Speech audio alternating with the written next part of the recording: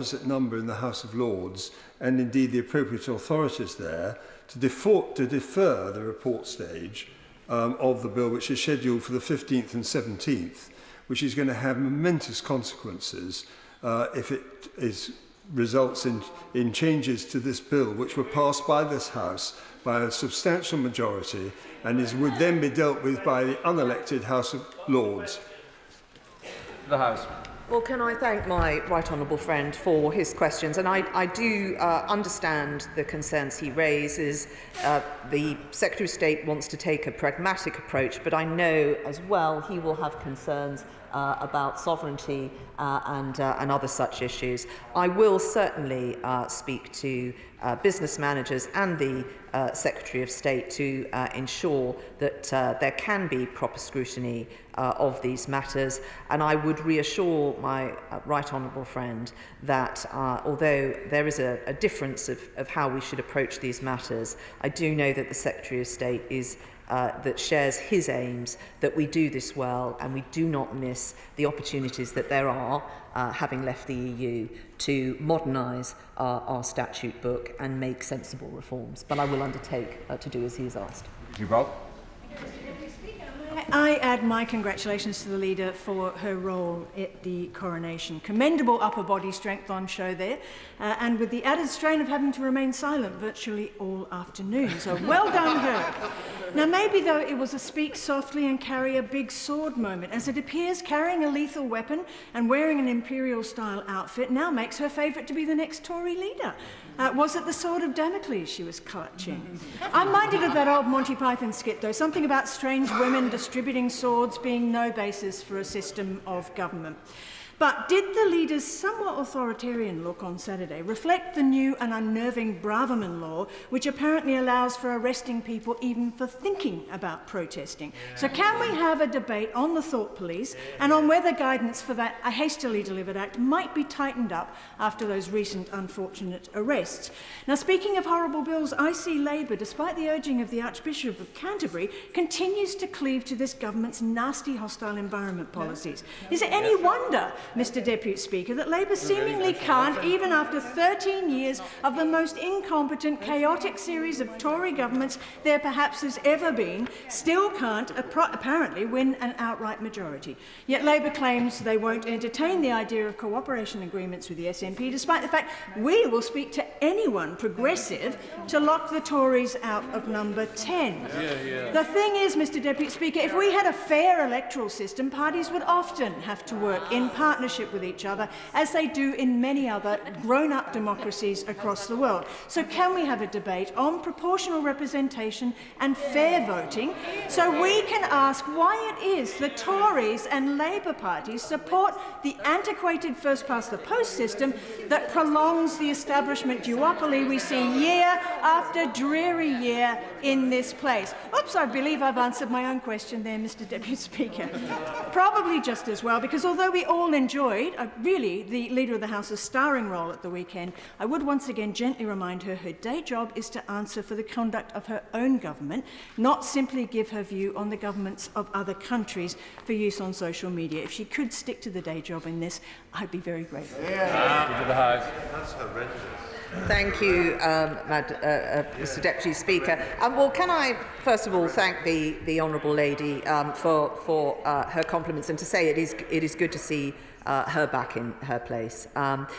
I'm very aware that my most successful role in my career to date has been when I have been silent, and that has not been lost on me.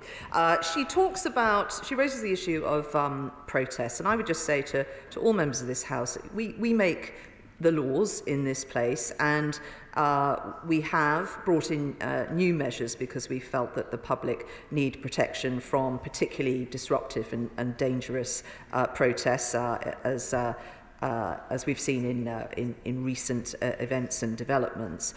But the police are operationally independent. They need to use their judgment. Sometimes they will make mistakes, and when they do, as we have seen, they apologise for them.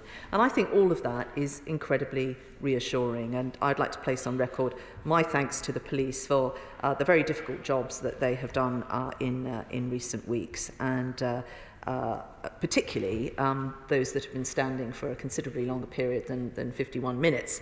I think there was a police officer involved in the coronation who was on a 13-hour shift who I met on their feet for 13 hours. They do a tremendous job and we owe them a huge debt of thanks.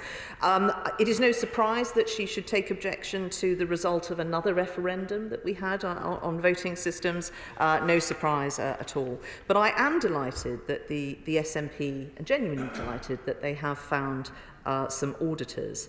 With nearly 2,000 accountancy and auditing firms in Scotland, I was interested as to who they would pick to do the job. Perhaps someone from the Honourable Lady's constituency, given that Edinburgh is Europe's second largest financial centre, second only to the City of London. Yet the SNP have had to go to Manchester in order to find someone willing to take on the task. Presumably the Honourable Lady would view this as offshoring. Perhaps now they could turn their attention to their dire mishandling of Scottish finances and the recommendations of Audit Scotland. I remind this House that the SNP have been forced to raise income tax after a £100 million budget overspend, despite cutting public expenditure by 1.2 billion this year. The Scottish people deserve better than that. And I know that she and her colleagues did not necessarily celebrate the coronation, but I would just say that they can learn a lesson from it. You can't achieve anything with division and hate. The only way forward is service, duty and love. Vicky Ford. Thank you, Mr Deputy Speaker. I'm sure the whole House wants to congratulate my right honourable friend on her role in the coronation. She is an emblem of dignity, poise and girl power. Her bluey-green coronation dress is a worldwide sensation, and King Charles III is revered around the world for his work on the environment. The UK is a world leader on environmental issues. Since 2010, we have cut carbon emissions by more than any other G7 country. So will she make space in government time for a debate on what we have achieved on the environment and what work is in progress, so that people across this country know that whilst we on this side of this House may wear blue rosettes, we also deliver on green. Well, can I thank my honourable friend for raising this matter, and she will know that the next questions to the department are on the 23rd of May. But we were the first major economy to commit to a legally binding target of achieving net zero by 2050, and we fully stand behind that. We have cut emissions by 48% since 1990, decarbonising faster than any other G7 country, while also growing our economy by 65%. And in 2022, our renewable electricity generation accounted for nearly 42% of total generation. That's a fourfold increase since 2011, and we will continue to make progress on this matter. Ian Mans. Very grateful, Mr Deputy Speaker. Can I thank the Leader of the House for announcing the business and for announcing the backbench business for next Thursday. I think one thing that we did learn at the weekend, Mr Deputy Speaker, was that we should not be easily drawn into literally crossing swords with the Leader of the House. We are, as a committee, the Backbench Business Committee, soon to celebrate our 13th birthday as a committee. Wow. And I just want to remind members across the House, that we are open for business. We receive on average 3.8 applications for Backbench Business Committee debates per week, but we've actually developed over time into having 5 debating slots per week, so 3.8 isn't enough, and therefore we welcome more applications from backbenchers across the House on a weekly basis.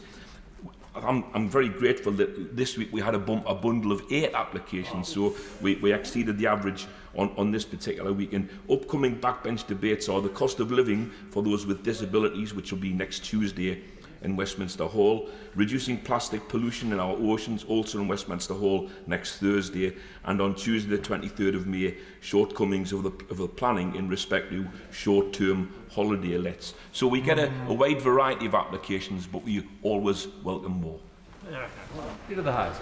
Well, can I thank the honourable gentleman for the advertisement for future debates, and to remind all members of this House that this is an incredibly valuable tool that we have been using now for 13 years, and I hope he is going to organise some suitable celebrations for that landmark birthday.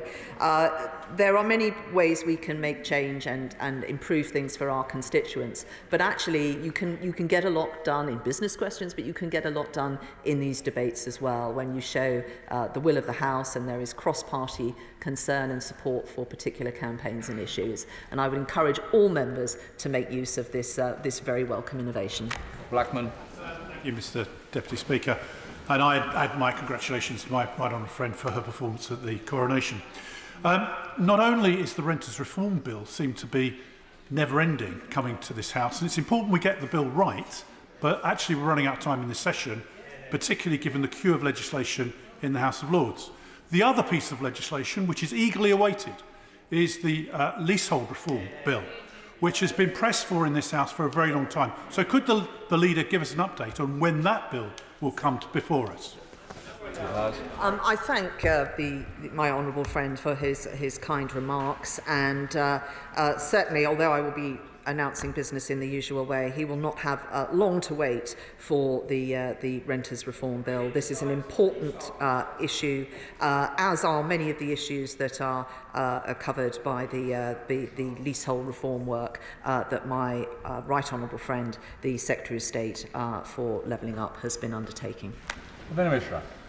Mr. Deputy Speaker, I refer the House to my entry in the Register of Members' Interest. Recent media reports inform us that Vodafone UK and 3 Network are in advanced talks for a merger, but my trade union Unite is campaigning against this merger on 2 major grounds. Firstly, the national security risk this could pose by giving a company whose controlling family collaborates with the Chinese state an even more influential role at the heart of our sensitive telecoms infrastructure. And secondly, because this merger would fatally undermine competition by reducing the number of major providers in the British telecoms market, resulting in substantially higher prices for British consumers. As such, will the Leader of the House allocate time for a debate in government time about this merger, as this will impact constituents in each and every constituency across the UK? Well, I thank the honourable gentleman for raising this question. His next opportunity to raise this with a relevant department will be on the 18th of May with Business and Trade, but I know that this will be a matter of concern to 2 other departments, so I shall write to all 3 of those departments on the honourable gentleman's behalf and ask them to contact his office. Selwood. Thank you very much, Mr. Deputy Speaker. Can I echo congratulations to the Leader of the House? I think we're all going to remember where we were during the coronation. We're also all going to remember where the Leader of the House was, as she proved herself to be the King's most reliable pen. Mr. Deputy Speaker, could we have a debate on parking on yellow lines? Park around Westminster and you are charged £65 going up to £130. Park in Bournemouth and it's capped at £35 going up to £70. We don't have the crane lorries to remove cars, and tourists who are most welcome have realised that actually paying £35 for a day on a sunny day's visit is worthwhile. But that's affecting emergency services getting around, and indeed also concerns by the residents. So could we have a debate, please, or a statement on gaining parity so Bournemouth, Christchurch and Poole Council can actually raise its parking fines for parking on yellow lines? Thank you. To the House. Well, I thank my right honourable friend for his very kind remarks, and sorry to hear that he is having this situation in his constituency. Clearly, these issues are not done to raise revenue, they're done to ensure that thoroughfares are clear for emergency vehicles, as he points out, or for safety reasons to avoid accidents happening. I shall make sure that both the Secretaries of State for Levelling Up and the Department of Transport have heard his concerns, and he'll know how he can apply for a debate in the usual way. Lisa Cooper. It's me. Oh, yeah. Thank you, Mr. Deputy Speaker. I didn't quite hear you. Thank you very much. The Department for Levelling Up and Housing concluded its consultation on reform to the National Planning Policy Framework on the 2nd of March. And whilst the government works out what it wants to do. There are speculative developments in front of planning authorities and the planning inspector who now have to interpret a planning system that is in limbo. So could the Leader of the House please set out what the government's timetable is for responding to that consultation and making any changes? And could the Leader of the House please confirm whether it is the government's intention to allow members of this House to debate those changes? Well, I thank the Honourable Lady. I completely understand the point she raises, and I know that the Chief Planning Officer and the team at the Department for Levelling Up are always available to advise individual local authorities on such matters. But I shall make sure that the Secretary of State has heard her concerns and ask that the Department contact her to set out clarity on the timetable. James Gray.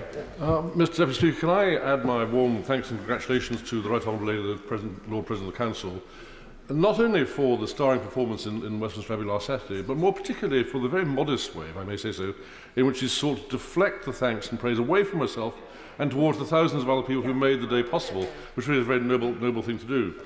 However, she rightly says that 7,500 armed service people who took part in the day did a great job, as did the many hundreds of people behind them. I witnessed it in Knightsbridge Barracks and in Wellington Barracks and elsewhere. Does she not think, therefore, it's time that this House should reintroduce the 6 set-day debates that we always used to have, celebrating the work of our armed forces? That was now been delegated to the Backbench Business Committee, brilliant job that they do, and the net result is extraordinarily few debates in the armed services in this House. Let's get back to the days when the government gave us government debates and government time on our magnificent armed services. Well, can I thank my honourable friend for his kind remarks? And I have been looking at this issue. I know that there are key set dates, Armed Forces Day and so forth, and on other issues as well, such as International Women's Day. Of course, we want to have that debate every single year, and yet it requires particular committees and organisations to go and organise that. There are very good reasons why we have the established procedures that we do, and we lean heavily on the Backbench Business Committee. But I have been making inquiries on this front, and I appreciate the honourable gentleman suggesting that. Emily Orbach. Thank you very much, Mr Deputy Speaker. Homeowners in my constituency have been conned and defrauded by rogue builders. They have lost thousands of pounds and their homes left in ruin.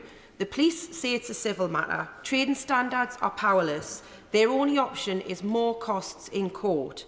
Can the Leader of the House ask the Home Secretary to make a statement as to why her new fraud strategy does nothing to tackle this type of fraud? I'm very sorry to hear about this situation in the Honourable Lady's constituency. Perhaps if you could share with my office a little bit more information, because it may not be the Home Office that is best placed to help her. It may well be the Department for Levelling Up and some of the new powers that we have introduced to protect homeowners and those in the rented sector with regard to poor landlords. I'll be very happy to assist her, and I hope that we can help her get this resolved for her constituents. Tim Lawton. Thank you, Mr Deputy Speaker. Can I add my congratulations to my right honourable friend for her magnificence at the coronation and say how disappointed I am that she's not been asked to reprise her role on the Eurovision stage, or at least read out the votes from the UK jury. But a less welcome guest at the coronation was the Vice President of China. And this week we hear a British Trade Minister is feting the Chinese in Hong Kong, and the Foreign Secretary is looking forward to a visit to China, as if the Chinese genocide was not still continuing, as if the Chinese government was not continuing to flout international law, and as if 5 members of this House, including me, are still not sanctioned by the Chinese Communist Party government. So can we have a debate on exactly what our relationship is with China going forward, and to make sure that every opportunity for meetings is prefaced with calling out China's continued abuses and a progress report on what is being done to lift the sanctions on House. Well, can I thank again my honourable friend for his kind remarks regarding myself.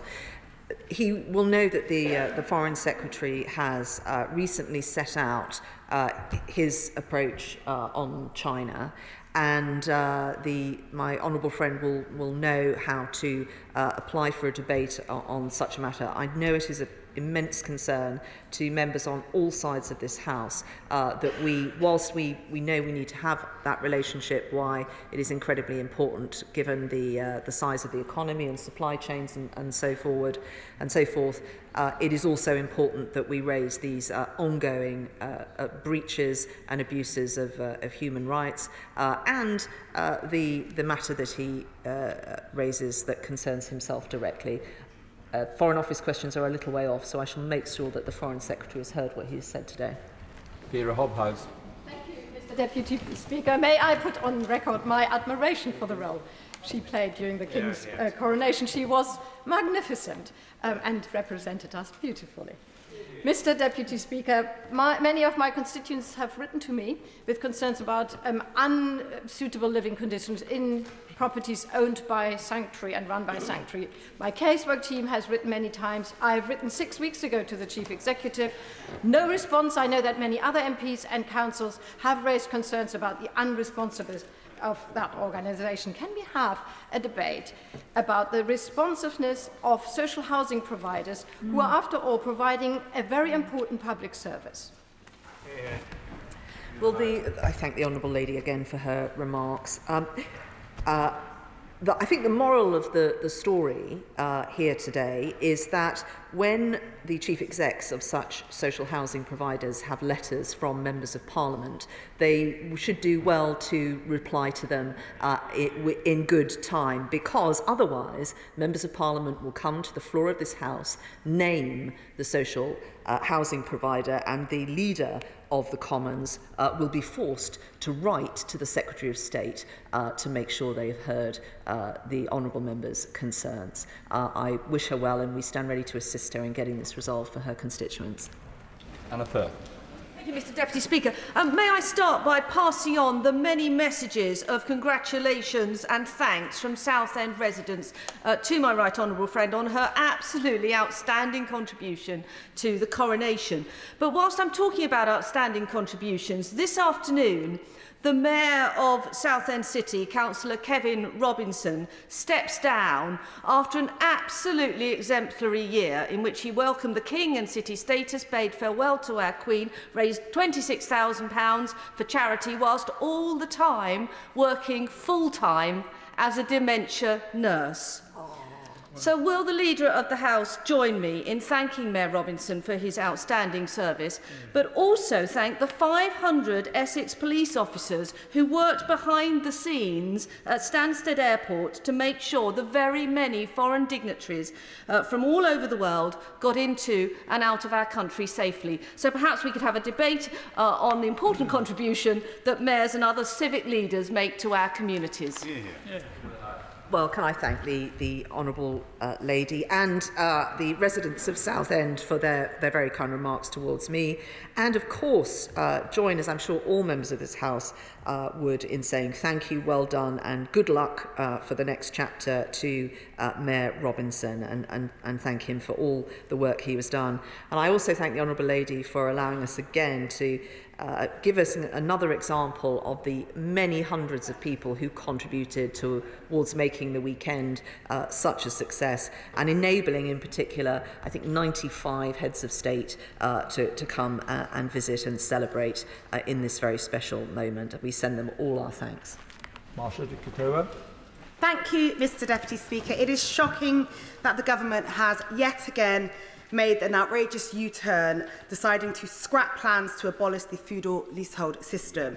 We all know the current system is not fit for purpose, and it often traps many homeowners, including many of my constituents in Battersea.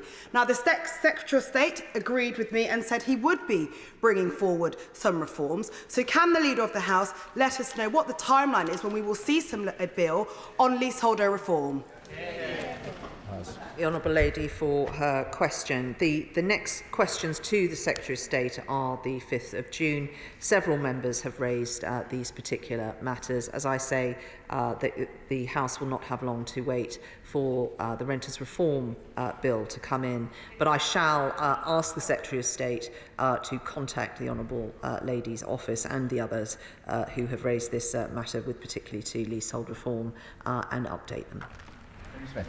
Thank you, Mr Deputy Speaker. May I also add my congratulations to the Lord President of the Council for her role at the coronation. I've certainly had messages from many friends around the world who were impressed with her performance, and she certainly has won fans not only across my constituency but across the globe. Mr Deputy Speaker, this government has delivered fantastic policies and new legislation on animal welfare matters. But it is now 18 months since the Kept Animals Bill was in committee stage in this House. Can we have an update on when this bill might be coming back to us to then pass on to the other place, so that we can continue the remarkable animal welfare achievements of this government? Well, can I thank my honourable friend for both his remarks about myself, but also his commitment to this agenda. We thank him for the work that he has done on the private member's bill that the government was pleased to support on the import of hunting trophies.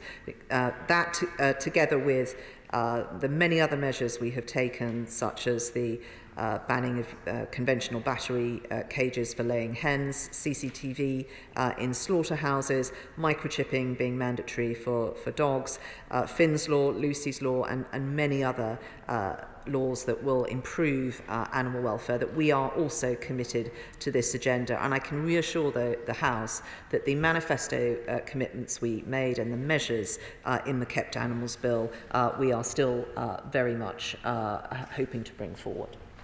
Thank you, Mr Deputy Speaker. As the chair of the APPG on ME, I would like to draw the Leader of the House's attention to World ME Day tomorrow. ME affects over 250,000 people here in the UK, and there are many others who are living with similar symptoms with long COVID. The Department for Health and Social Care has been developing a much-needed and much-anticipated delivery plan for ME. Can we have a government statement on the impact of ME on individuals and on its delivery plan for ME? Can I thank the Honourable Lady for raising this and reminding us that it is ME Awareness Week next week, and ME Awareness Day is on the 12th of May, and that is a good opportunity for all members to raise this matter and the care that needs to be available to those sufferers. I think this is an excellent question to be asking the Secretary of State, and of course people can apply for a debate in the usual way if they wish to. Saxby. Mr Deputy Speaker, derelict buildings can have a significant impact on communities, both as eyesores and in areas such as North Devon, where we are facing a lack of affordable housing, a lost opportunity. Can my right honourable friend direct me to what powers councils have and how they can be encouraged to actually use them, and maybe have a debate in government time on how to bring these buildings back into use and breathe life into communities with affordable housing for local families? Well, I think this is an excellent topic for a debate, and the Honourable Lady will know how to apply for one. She will know that since 2017, local planning authorities in England have been required to maintain and publish brownfield land registers, and all local authorities should be doing that and updating them and reviewing those registers at least once a year. And they also have compulsory purchase order powers as well that can be used by those authorities to acquire empty properties or properties that are an eyesore where the authority can demonstrate there's a compelling case in the public interest for that acquisition to proceed. Jones. Thank you, Mr Deputy Speaker. This week, news broke that the government has changed the UK's policy on animal testing. Despite a 25-year ban, some makeup ingredients will now be able to be tested on animals once again. This is a huge step backwards. Even more frustratingly, the government failed to update this House on its intentions, and once again, the government U-turned on a policy, and it's the media that finds out first. So can the Leader of the House please support me in finding a debate in government time on this really important issue, because no animal should suffer for cosmetic vanity. Well, I thank the Honourable Lady for her question. I shall make sure that the Secretary of State has heard her concerns today and request for further information. And for her information, the next questions on the floor of this House to the Secretary of State will be on the 25th of May. Shelley Ann Hart. Thank you, Mr Deputy Speaker. And may I also congratulate our very own Amphitrite. Mr Deputy Speaker, Westfield Parish Council has worked very hard to deliver Westfield Parish Community Fibre Project, which is now at the second stage of validation and is on track to deliver the largest community fibre scheme in the whole of East Sussex. Will my right honourable friend join me in congratulating this fantastic achievement? And could I ask her for a debate to see how this success could be replicated across other rural communities?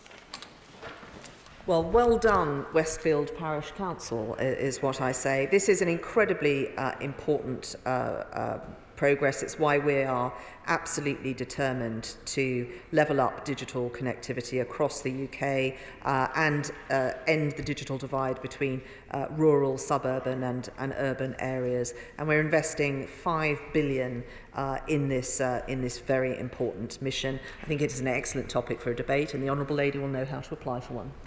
Alex Cunningham. Deputy Speaker, on Friday morning, Stockton Conservatives cheered the election of their candidate Shakil Hussain, despite his published statement that Israelis were Zionist murderers. The same Mr Hussain joined the Conservatives a few weeks ago after being rejected by the Labour Party for his anti-Semitic views, and he appears to have conned them. Why is Mr Hussain still a Tory party member?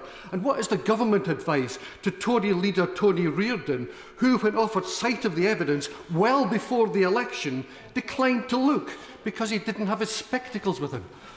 Oh, you joke. Well, the honourable gentleman will know that this is not a matter for the Leader of the House, but it would be a matter for the party chairman, and I would suggest that he raises any concerns he has about the conduct of any individual with the party chairman.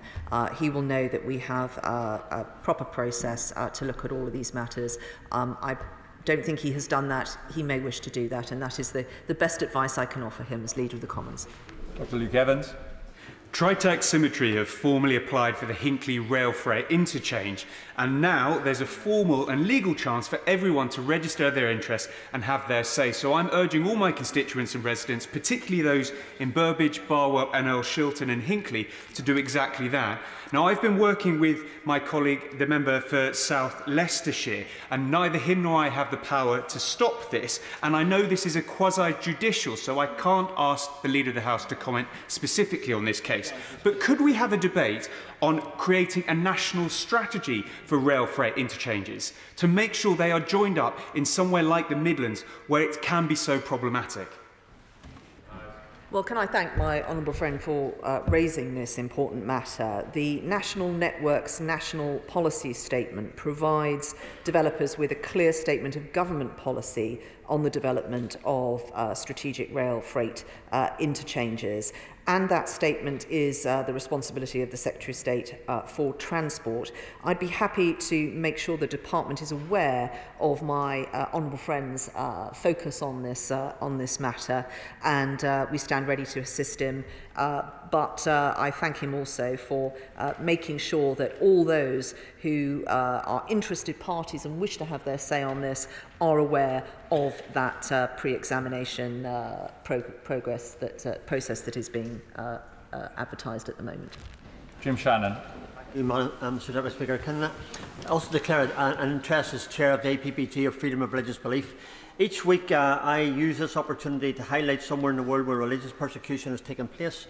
So I'm very, very saddened, Mr Deputy Speaker, to bring it to the attention of this House that since Mondays there have been at least 5 separate attacks against Christian communities in Nigeria's Benue state, resulting in 10 deaths and 7 towns being abandoned and thousands of people being displaced. Since we returned from the Easter recess, more than 100 people have been killed in this state alone. Violence against Nigeria's Christians, against Shias, against those from traditional African religions has reached endemic levels in northern and central states, despite interventions from the United Kingdom of Great Britain and Northern Ireland and our allies. Leader of the House always responds in a very positive fashion. I thank her for that in advance. Will the Leader of the House join with me in condemning these latest attacks and provide any advice on steps that His Majesty's Government could take to protect all of these communities in Nigeria. Thank you. Well, I thank my honourable friend for again raising these very important matters, and they are extremely concerning. I know that there are further individuals who are missing, and this is obviously very distressing. He will know that ministers and also our envoy raise these matters and are keeping a close eye on what is going on. And I shall just make sure again that the Foreign Secretary in particular has heard what he has said today. Dame Diana Johnson. Thank you, Mr Deputy Speaker. This week, the 10 MPs representing Humber constituencies wrote on a cross-party basis to the Director-General of the BBC, expressing our opposition to the plans to cut local radio services and the disgraceful way that local members of the radio in Humberside have been treated. The Director-General, as we all know, is ultimately responsible for these plans and has the power to change them. And since last autumn, when Hull MPs wrote and asked to meet with him, we were fobbed off with offers of meeting those further down the management chain. So I know that the Leader of the House has excellent relations with Downing Street and Buckingham Palace. Does she think that helping MPs of all parties to gain access to the BBC Director-General could be her next great triumph? Well, the Honourable Lady raises a very important matter. Local radio is not just a vital community link and a way to keep people in touch with what's going on in their communities. It is also vital for democracy as well, and scrutiny, and to hold people to account. I shall make sure that the DG of the BBC has heard what the Honourable Lady has said today, and I'll be grateful if she would keep us updated with her progress. Andrew Bridgen. Thank you, Mr Deputy Speaker. In October 2020, the Medicines and Healthcare Product Regulatory Agency awarded a contract worth £1.5 million to a company called Gempact to use artificial intelligence to analyse yellow card adverse event reports associated with the COVID-19 injections. There's no evidence of any tendering process. It appears that Gempact was the only supplier considered. Even cursory due diligence shows a huge conflict of interest, with Gempact having long-term massive contracts with AstraZeneca and Pfizer. Can we therefore have an urgent debate on the failings of the MHRA in both their regulation of the experimental COVID-19 injections, as detailed in the fantastic Perseus report, and also their failure by awarding the yellow card oversight to a deeply conflicted company in Gempact? Well, as the honourable gentleman knows, this is probably a question to ask the Department for Health, and as a point of information for him, the next questions for that are on the 6th of June. He can ask ministers directly on this and any other matter. He can also apply for a backbench business debate. He can apply for a Westminster Hall debate. He can apply for an adjournment debate. And he knows that he will be called to speak. Anyone can look at Hansard and see that the honourable gentleman is regularly called to speak in debates and in questions, as he has been today, by whoever is in the chair. He can table questions and early day motions, and he is free, of course, to tour media studios, speak to the press, and put out his views on social media. How he chooses to use these opportunities is up to him. Thank you, Mr Deputy Speaker. In the 2022 elections, there was one caution and one prosecution for electoral fraud. In 2021, one conviction and one caution. In 2020, none. In 2019, 4 convictions and 2 cautions. A total of 10 cases over 4 years. Despite this, last week, there were countless reports of people being turned away from polling stations for not having the correct photo ID. So will the Leader of the House agree to a debate in parliamentary time on voter ID and how we must review and learn lessons from the local elections? Well, I thank the honourable lady. She knows she's just missed Cabinet Office questions, which was this morning, where she should raise this matter. I do know that there is a full review being done of the local elections, and I think we need to be led by the data that's been gathered. Russell Moyle. Thank you, Mr Deputy Speaker. Kemp Town is now a Conservative and Green free constituency, and one of the reasons that we managed to win that election was a strong pledge for rental reform and changes to the way the broken housing market is affecting all people and all demographics. Can the Leader of the House tell us actually what dates we expect this important bill to come forward and confirm to us there will be no more dither and delay? I will announce business in the usual way, but he will not have very long to wait at all, and I sincerely hope that the honourable gentleman will support the reforms that we're bringing forward. Gavin Newlands. Thank you very much, Mr Deputy Speaker. I am solely tempted to ask for a debate on the power of dancing, following the success of Renfrew's Dance Studio, Jazzle Dazzles, Mini and senior teams in Orlando, winning three events at the All-Star World Championships and 1 silver. For the record, the senior team includes my daughters Emma and Ailey. However, proud dad or not, I have pressing, long-delayed Home Office matters, including an EU settled status application awaiting a decision since October 2021 and a family reunification visa submitted over a year ago. So can we have a Home Office statement on these delays? Well, first of all, I think the whole House would want to send their congratulations to his daughters and everyone else in that team for all their dancing achievements. He may know that the Home Office is now doing surgeries to assist colleagues in getting answers to outstanding matters such as he raises. My office can be in touch with his office to make sure they have all the information, but these can be virtual and they will be specific to the cases that he wishes to raise, and it can be organised very quickly. Rachel Hopkins. Thank you, Mr Deputy Speaker. Labour is now the largest party in local government, and I'm really pleased that Luton held onto a strong Labour council. But importantly, just like the PLP on this side of the House, Luton now has a majority of Labour women councillors. I'd like to ask the Leader of the House if we could have a debate, though, around tackling the barriers that many women and young people from diverse and working class backgrounds face in order to try to serve their communities in local government. Well, these are very important issues, and I know also that the Local Government Association is very focused on ensuring that any barriers that there are removed and tackled and addressed. And what I would also say, because we often hear about the negatives of serving in elected roles, whether it's in this place or at a local government level, is that the good far outweighs the bad, and if people feel that they want to step up and serve their community, chances are they're going to be good at it, and we should all encourage them. John Trickett. And the Leader has been very generous several times about talking about the problems with leasing. Section 24 allows no-fault evictions. And is it not shameful that since the government first committed to dealing with this, 40,000 families have been evicted through no fault of their own, some in my constituency and some even by a text, you get out of this house because we want it for something else. That is not acceptable. Now, it's been put to me this morning by a constituent. There are 50 members of the government front bench who are landlords.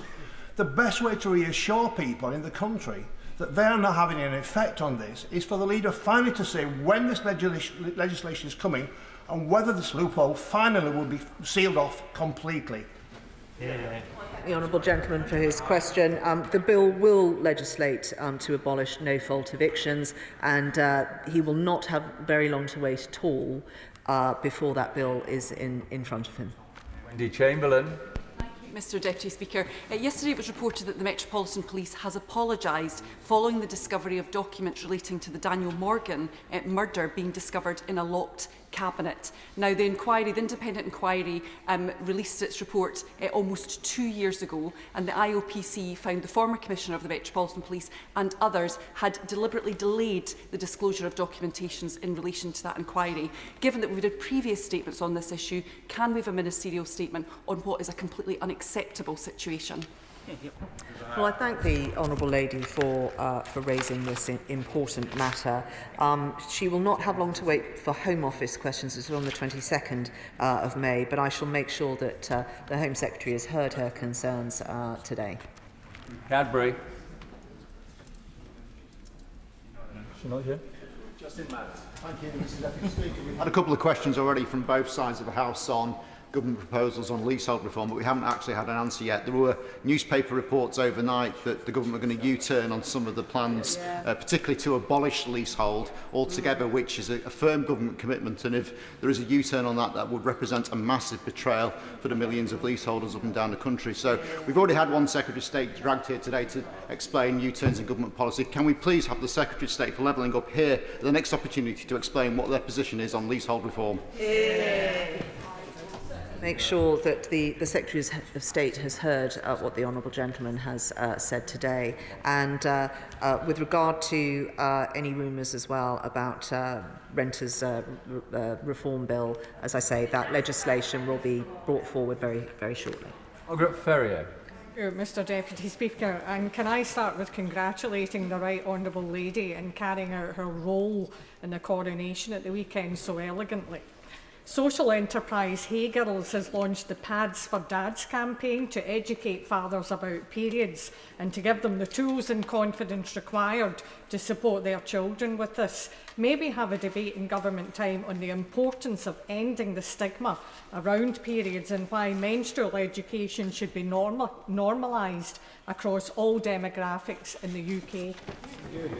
Well, this sounds like a very worthwhile initiative, and I congratulate those that are behind it. It is incredibly important that we give people the tools they need to be able to support their children through the changes that they will go through, and I will certainly make sure that the relevant department has heard about this scheme and see what else can be done to support them in scaling it.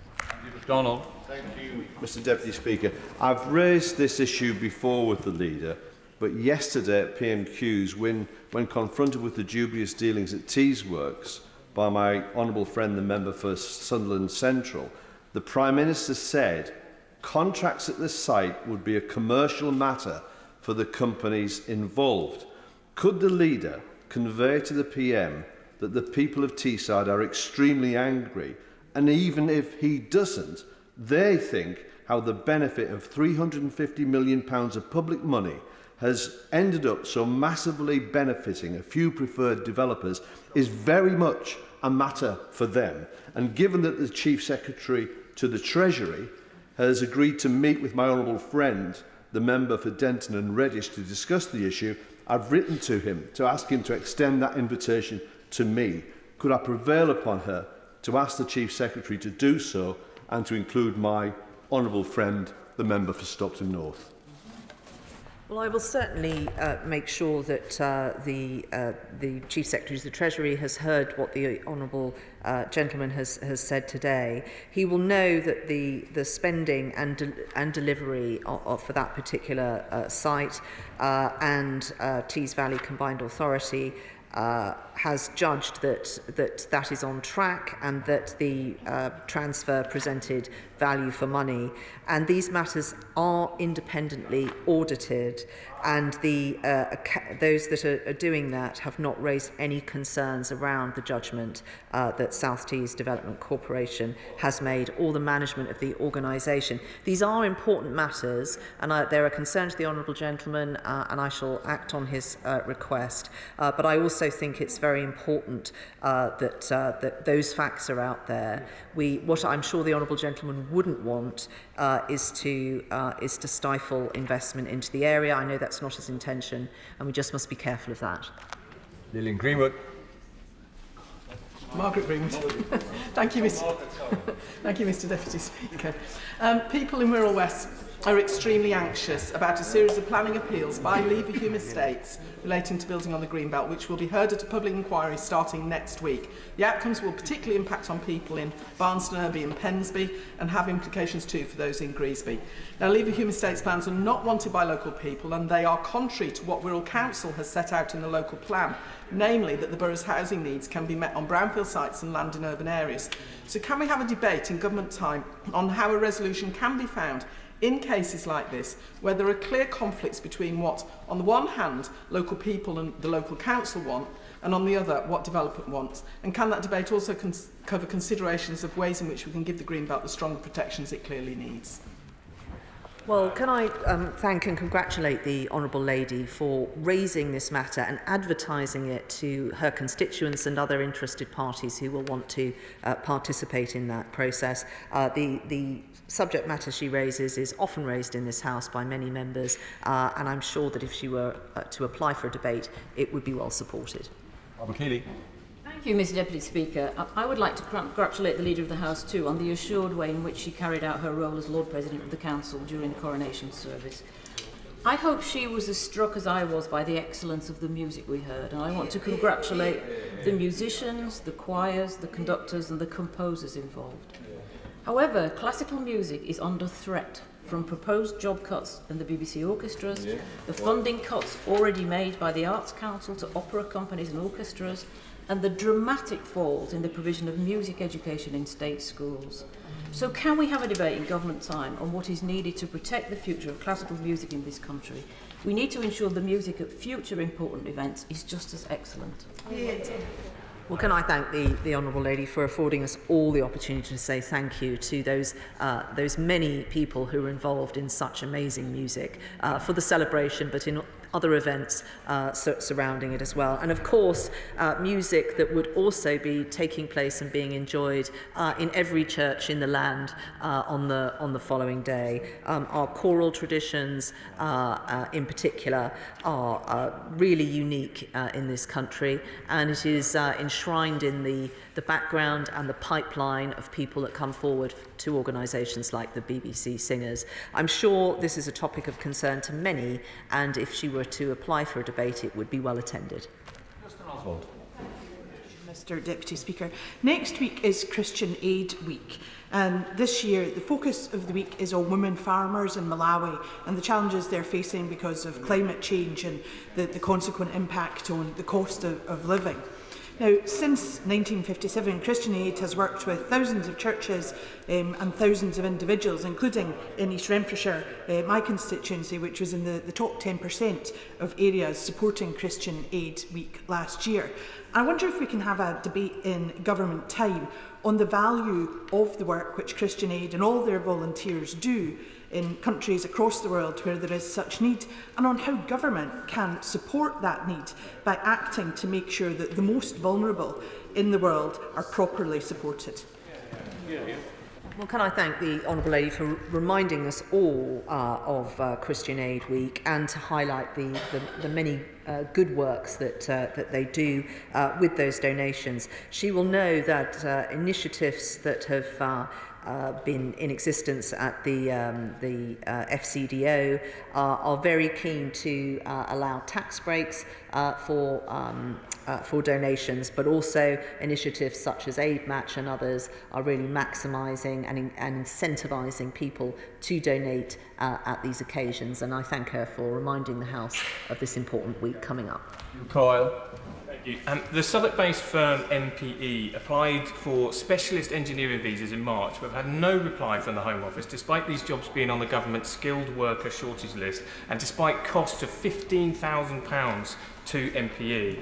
Their German office accesses equivalent visas at no cost to the company and in a fraction of the time. So will the leader use the sword she wielded so well at the coronation to help slice through and slash the costs her government imposes on businesses by allowing time to debate how Home Office policy harms UK competitiveness? Well, I think if people especially are paying for a service, they should get that service. And I will, at the risk of repeating myself, advertise to the Honourable Gentleman the service that the Home Office are doing now for Members of Parliament. If he's had any difficulty in accessing those surgeries, I'll be very happy to assist him in doing so. Richard. I know I upset the Leader of the House last time I was here by bringing up her embarrassing belly flop at that daft diving contest that she was part of, but even I was impressed by that sword wielding at the coronation. Like, somebody who could carry a sword, stay mute while advertising Poundland deserves my admiration. But can I say to her, it serves absolutely no one for her to criticise a political party for hate and division, particularly when it's her government that's brought forward that hateful immigration bill and divided a nation with their extreme hard Brexit. I think the manner in which the honourable gentleman has asked his question provides the exact response that I would give. The honourable gentleman, I'm afraid, has just provided us with a prime example of why the SNP have no credibility on these matters, why they always stoke division, and why, even though there was a slight degree of humour creeping into his question, it was still rather obnoxious. John Sparrow. Thank you, Mr. Deputy Speaker. The Leader of the House earlier on commended rightly the Honourable Member for Crawley's Hunting Trophies Bill and also the government support for it. But that bill was carried by this House on the 17th of March. It had its first reading in the House of Lords on the 20th of March, but has made no further progress since then, giving rise, I'm afraid, to concerns that it may be being delayed and undermined by Tory backwoodsmen down the corridor. Through the usual channels, can she get this welcome, much-anticipated bill moving forward and becoming law? I can give the honourable gentleman absolutely the reassurance that the bill is continuing to make progress. A lot of work has been going on in the other place on any outstanding concerns people have. The bill will make progress. Mr. West. Thank you, Mr. Deputy Speaker. 13-year-old Robert Hattersley drowned in the River Tyne at Ovingen while playing with his friends in July last year. Robert was a popular and much-loved young man. His parents, Carl and Stella, who live in my constituency, will hold a meeting next week to set up a foundation to raise awareness of water safety among young people to prevent tragedies like Carl's. Will the Leader of the House join me in sending them good wishes in the campaign? And as we approach the summer, can we have a debate in government time on the importance of water safety? Yeah. Well, I'm sure the whole House would want to send our thanks and our admiration to the Honourable Lady's constituents who have, out of unbearable tragedy, done something so positive to help others. And I think she is right, particularly as we head towards the warmer weather, that we remind people of the importance of water safety. If she were to apply for a debate, I'm sure it would be well attended. I did toss the coin, Mr. Stevens, and you won. Fails, Mr. Deputy Speaker. The Leader of the House will be aware of the rocketing food price inflation which is squeezing living standards across these islands, and that includes, I'm sad to say, many workers in the food industry itself, with a recent published survey of the Bakers Union showing that 40% of workers in the food sector were skipping meals and 1 in 5 were using food banks. So can we have a debate in government time about how we can pay food workers fairly, discuss matters such as making sure that those price rises, without price rises for consumers, looking at rampant profiteering of some of our large supermarkets, and can she confirm whether trade union representatives of food workers will be invited to the Government's National Food Summit next week? Well, I thank the honourable gentleman for raising this. He will know that the next relevant questions are going to be on the 25th of May, and he may like to raise these matters there. But given the timeliness of the event next week, I shall ask that DEFRA get in touch with his office to answer his question about delegates. Last but definitely not least, Christine Jardine. Thank you very much, Mr. Deputy Speaker, although I do find my concerns about gambling now reinforced. Can I both add my congratulations to the manner in which the Leader conducted her role in the coronation last weekend, and welcome the reassurances she gave earlier in this debate to the Government's commitment on animal welfare. However, the Animal Welfare Bill itself is something which has provoked a lot of concern both from my constituents and the Dogs Trust, who were here just this week. It's the lack of progress. I raised this in Environment, Food and Rural Affairs questions back in February about the time scale we now face and the lack of progress. So is the Leader able to give us any reassurance today that this bill will come back in time and be heard? She knows that I will announce forthcoming business in the usual way, but I can reassure the House that the Government remains committed to these measures. They were in our manifesto and we have every intention of delivering them. Can I thank the Leader of the House for responding to questions for well over an hour? I've been an MP for 31 years, and it's very rare to see such unanimity in the House of Commons. There's normally discordant voices, but none today, in paying tribute to the Leader of the House in the role that she played on Saturday. I texted her straight away to say how proud I was of her, and when I spoke to her, I said, I couldn't even hold an umbrella up for an hour, and you held that sword for 2 hours. And sort of Penny let me know that she had been doing some exercising to make sure she was able to do it. And when I told her I couldn't hold the umbrella up, she said, Nigel, if ever you want any furniture moving, just give me a call. Thank you very much. You did the country proud. We now move on to the next statement on Ukraine, and I call the Secretary of State for Defence.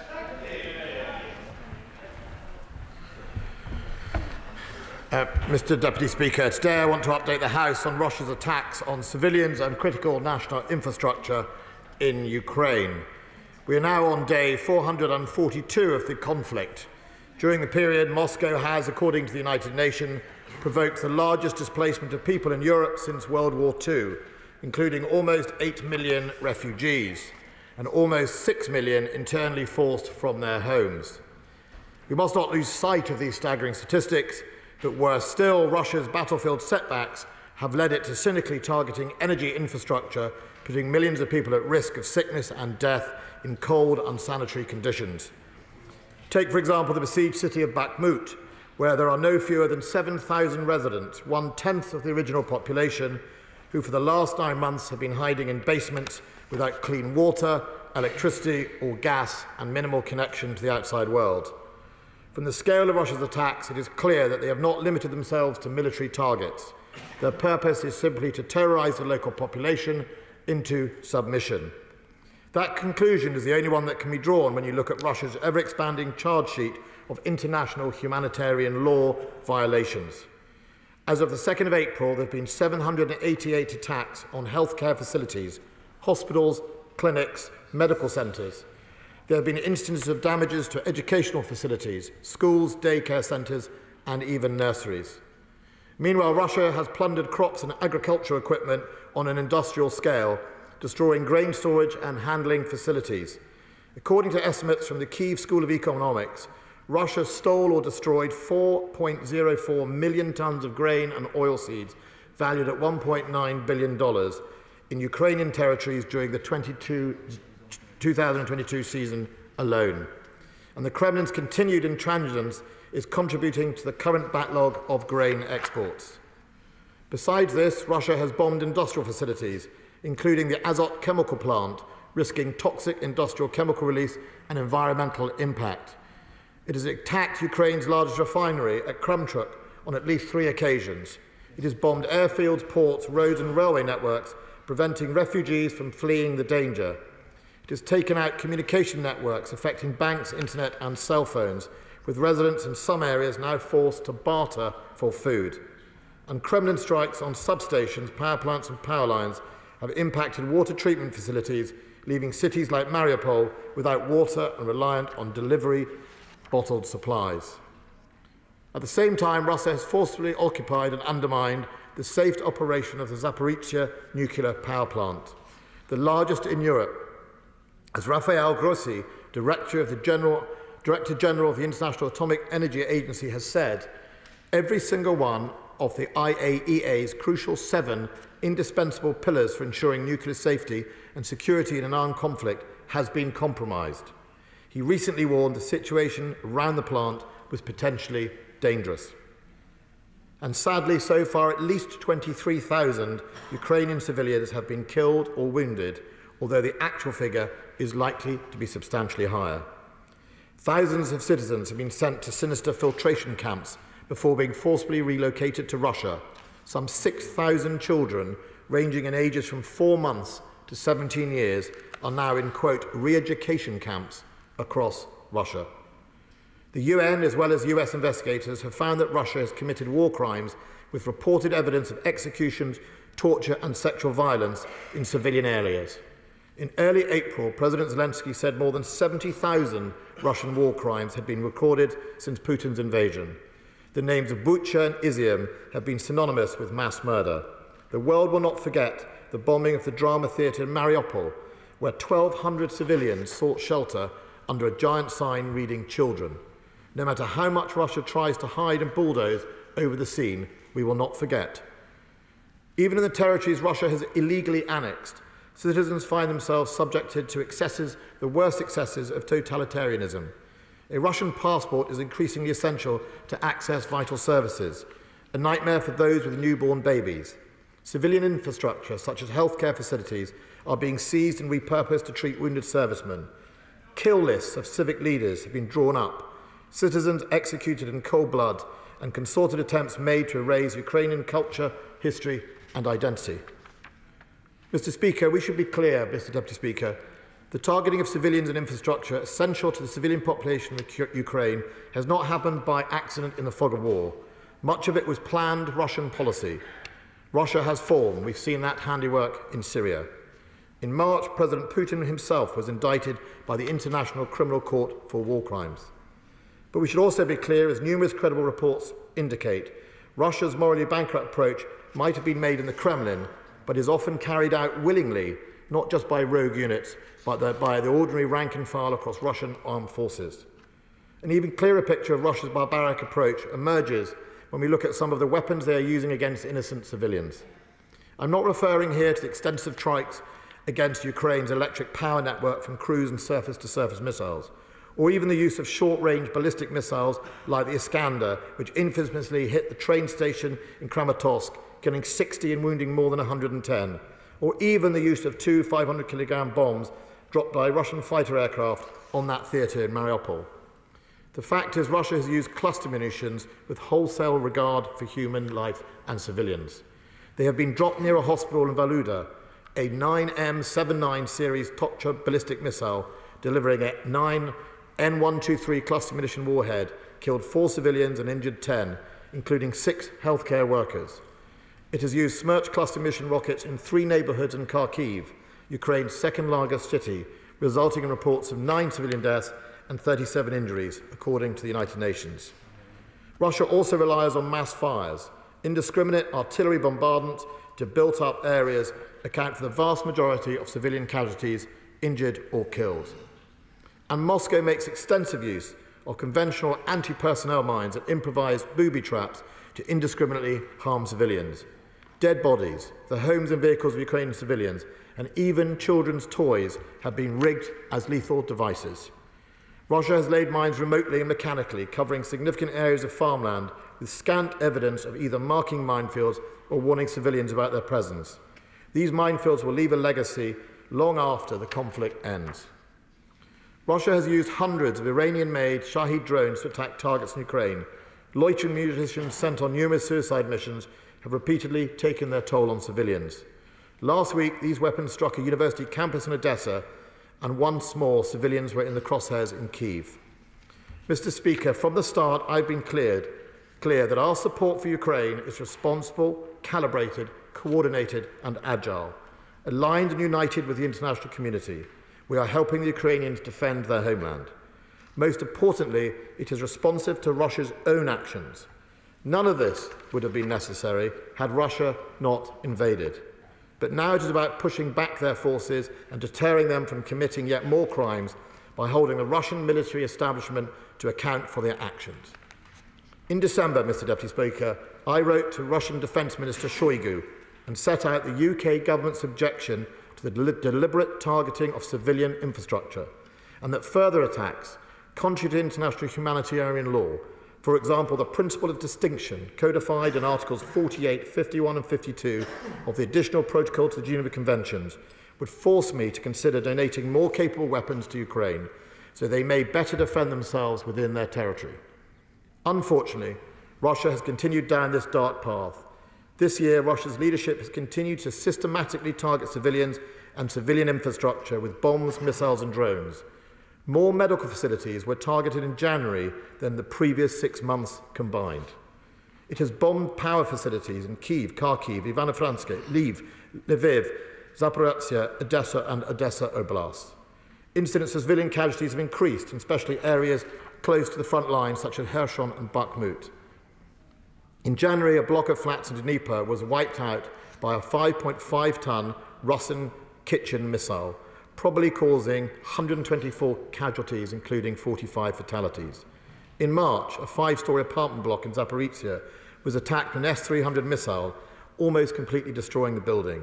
And between April the 27th and May, Russian forces conducted strikes against Ukraine using Kh-101 and Kh-55 long-range air-launched cruise missile.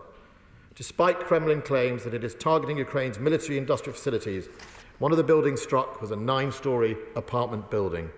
The salvo left 23 dead and dozens more injured. Last week, Russia's shelling struck residential buildings, and on Monday they bombed a Red Cross warehouse full of humanitarian aid.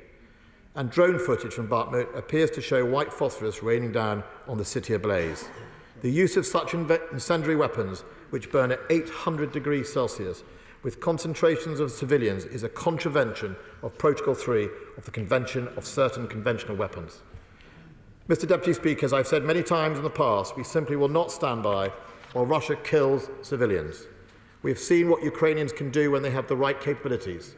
In recent days, 30 Shahed drones have been shot down. The Ukrainian Air Force says 23 out of 25 cruise missiles fired from sea and land have been downed. And we have had confirmation that Lieutenant General Oshchuk, the Ukrainian Air Force commander, that even Russia's much vaunted Killjoy air-launched hypersonic missile has been brought down. And that is why, Mr. Deputy Speaker, the Prime Minister and I have now taken the decision to provide longer-range capabilities.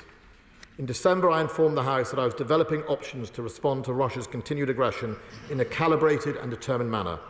Today, I can confirm that the UK is donating Storm Shadow missiles to Ukraine. Storm Shadow is a long-range, conventional-only precision strike capability. It complements the long-range systems already gifted, including HIMARS and Harpoon missiles, as well as Ukraine's own Neptune cruise missile and longer-range missions elsewhere gifted. The donation of these weapon systems gives Ukraine the best chance to defend themselves against Russia's continued brutality, especially the deliberate targeting of Ukrainian civilian infrastructure, which is against international law. Ukraine has a right to be able to defend itself against this. The use of Storm Shadow will allow Ukraine to push back Russian forces based within Ukrainian sovereign territory. I'm sure the House will understand that I'm not going into further details of the capabilities, but while these weapons will give Ukraine new capability, members should recognise that these systems are not even in the same league as the Russian AS-24 Killjoy hypersonic missile or Shahed Iranian one-way attack drones, or even the Caliber cruise missile with a range of over 2,000 kilometres, roughly 7 times that of a Storm Shadow missile. Russia must recognise that their actions alone have led to such systems being provided to Ukraine. It is my judgment as the Defence Secretary that this is a calibrated and proportionate response to Russia's escalations. Mr. Deputy Speaker, travelling through that country, as I have done several times since the invasion, you see the smashed buildings and the piles of rubble where once there were thriving businesses and homes full of life. They reveal the truth of Russia's invasion, their needless destruction and their gratuitous violence, their continuing violations despite warnings of international law and the deliberate targeting and killing of civilians. They are the visible and tragic symbols of the Kremlin's desperation. Try as they might, the Kremlin cannot hide the fact that their invasion is already failing. They can only occupy the rubble left by their destruction. At this week's Victory Day parade all it did was showcase this historic failure. It demonstrated Putin's efforts to twist the Soviet Union's sacrifice against the Nazis was an insult to their own immortal regiment. It was the facade of power, a distraction from the faltering invasion, the appeal to unity while even Russia's own leadership loses confidence, the hypocrisy of claiming victimhood while waging a war of their own choosing. The reality is, this is the war of President Putin's own choosing, at the expense of Ukraine's sovereignty and its civilian lives. Mr. Speaker, as you know, the UK stands for values of freedom, the rule of law, human rights and the protection of civilians. We will stand side by side with Ukraine. We will continue to support them in defence of their sovereign country. I commend this statement to the House. Don Healy.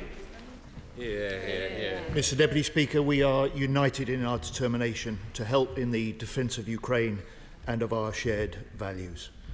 And I welcome the Defence Secretary's statement, his first statement to the House on Ukraine since January, the first announcement of new weapons to Ukraine since February. We welcome this vital new military support as the Ukrainians prepare for their expected counter-offensive. Mr. Deputy Speaker, speaking in The Hague last week, President Zelensky said, "We're not attacking either Putin or Moscow. We're fighting on our own territory, defending our villages and towns." And today's announcement of UK Storm Shadow missiles will strengthen Ukraine's fight to repel the Russian forces and to defend against the brutal attacks the Defence Secretary has spelt out in detail today. Can I ask him, what are the limitations put on the use of these longer-range missiles? How have they been integrated with Ukrainian planes? And will other NATO allies now follow with similar support? Mr. Deputy Speaker, it was 6 months ago, as the Defence Secretary has said, when he told this House he was open-minded to sending longer-range missiles. And 3 months ago, in February, the Prime Minister said the UK will be the first country to provide Ukraine with longer-range missiles. So as I asked in my urgent question 2 weeks ago, why has this taken so long? Ukraine needs all military aid on the front line now. And President Zelensky said last night, and I quote, "Not everything has arrived yet. We're expecting armoured vehicles." So can I ask the Defence Secretary, have all the 10 types of UK armoured vehicles pledged to Ukraine now been delivered into Ukraine? And the Defence Secretary is right. Putin proclaimed in the Victory Day parade in Moscow this week, "Here is to our victory," he said, when he can't disguise and he can't distract from his failure in Ukraine. But despite this, Russia is far from a spent military force, and the next few weeks and few months will be critical. I'm really proud of British military leadership over the last year on Ukraine. I want, in 6 months' time, to be able to say the same. We want the UK's momentum for Ukraine to be maintained and accelerated. So when will we see the 2023 action plan for Ukraine, which the Defence Secretary promised last August? Why has no equipment bought by the UK-led International Fund for Ukraine been delivered to Kyiv 9 months after this scheme was set up? When will ministers designate the Wagner Group as a terrorist organisation, as Labour has argued since February with support on both sides of the House? Why is the government still refusing UK support for a special tribunal to prosecute Putin? And who in government is responsible for leading, integrating and coordinating the UK's backing for Ukraine? Now, the Defence Secretary knows that the government has had and will continue to have Labour's fullest support in military aid to Ukraine and in reinforcing NATO allies. NATO has overhauled its defences since Putin invaded Ukraine, and the Chief of the Defence Staff yesterday welcomed new NATO regional plans. Can the Defence Secretary confirm today the UK will fulfil in full our obligations in these plans?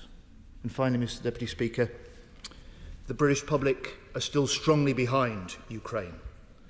They want the UK to continue our support, to confront Russian aggression and to pursue Putin for his war crimes. We must and we will stand with Ukraine for as long as it takes. Mr. Deputy Speaker, I'm grateful to the Right Honourable Gentleman for his and his party's support, and he knows as much as anyone of all our determination to see this through. And I think it has been an exemplary example of Parliament at its best over this last 440 or 50 days of this Russian invasion. I will try and seek to answer many of his questions and get straight to the point. On limitations, obviously we will not in public talk about if there are any limitations. The key here is to give Ukraine that capability to defend itself. What I can say is throughout this process we always make sure we gift having examined minimising escalation and provocation unnecessarily to the Russian state. That is not the business we are in. We are in the business of helping Ukraine defend itself within its sovereign territory. And of course, it is easy to forget that, of course, none of this would be needed. No deep strike capability would be needed if Russia withdrew its forces to the other side of the border back into Russia, and every Russian force would be safe after that.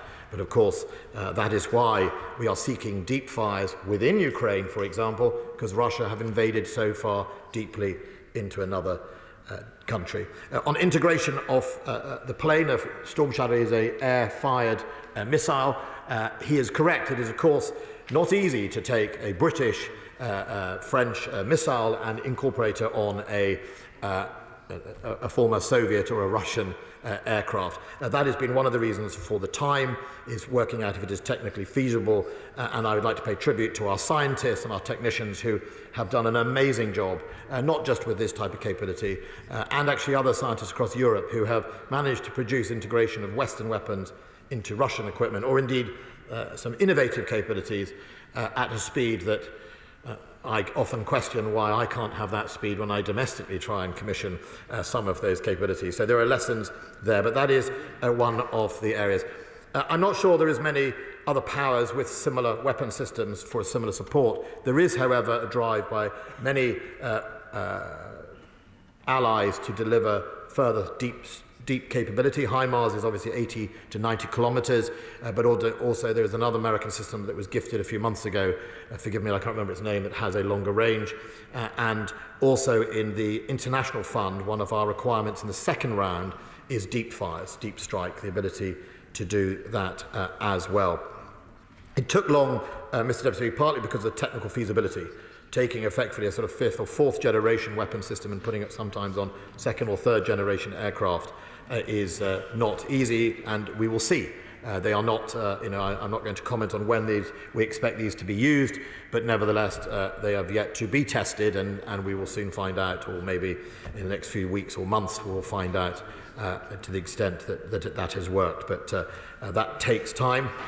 Secondly, as I've always reassured the House, I wanted to calibrate our response. We need to make sure that we do these things in line that helps Ukraine further its capabilities.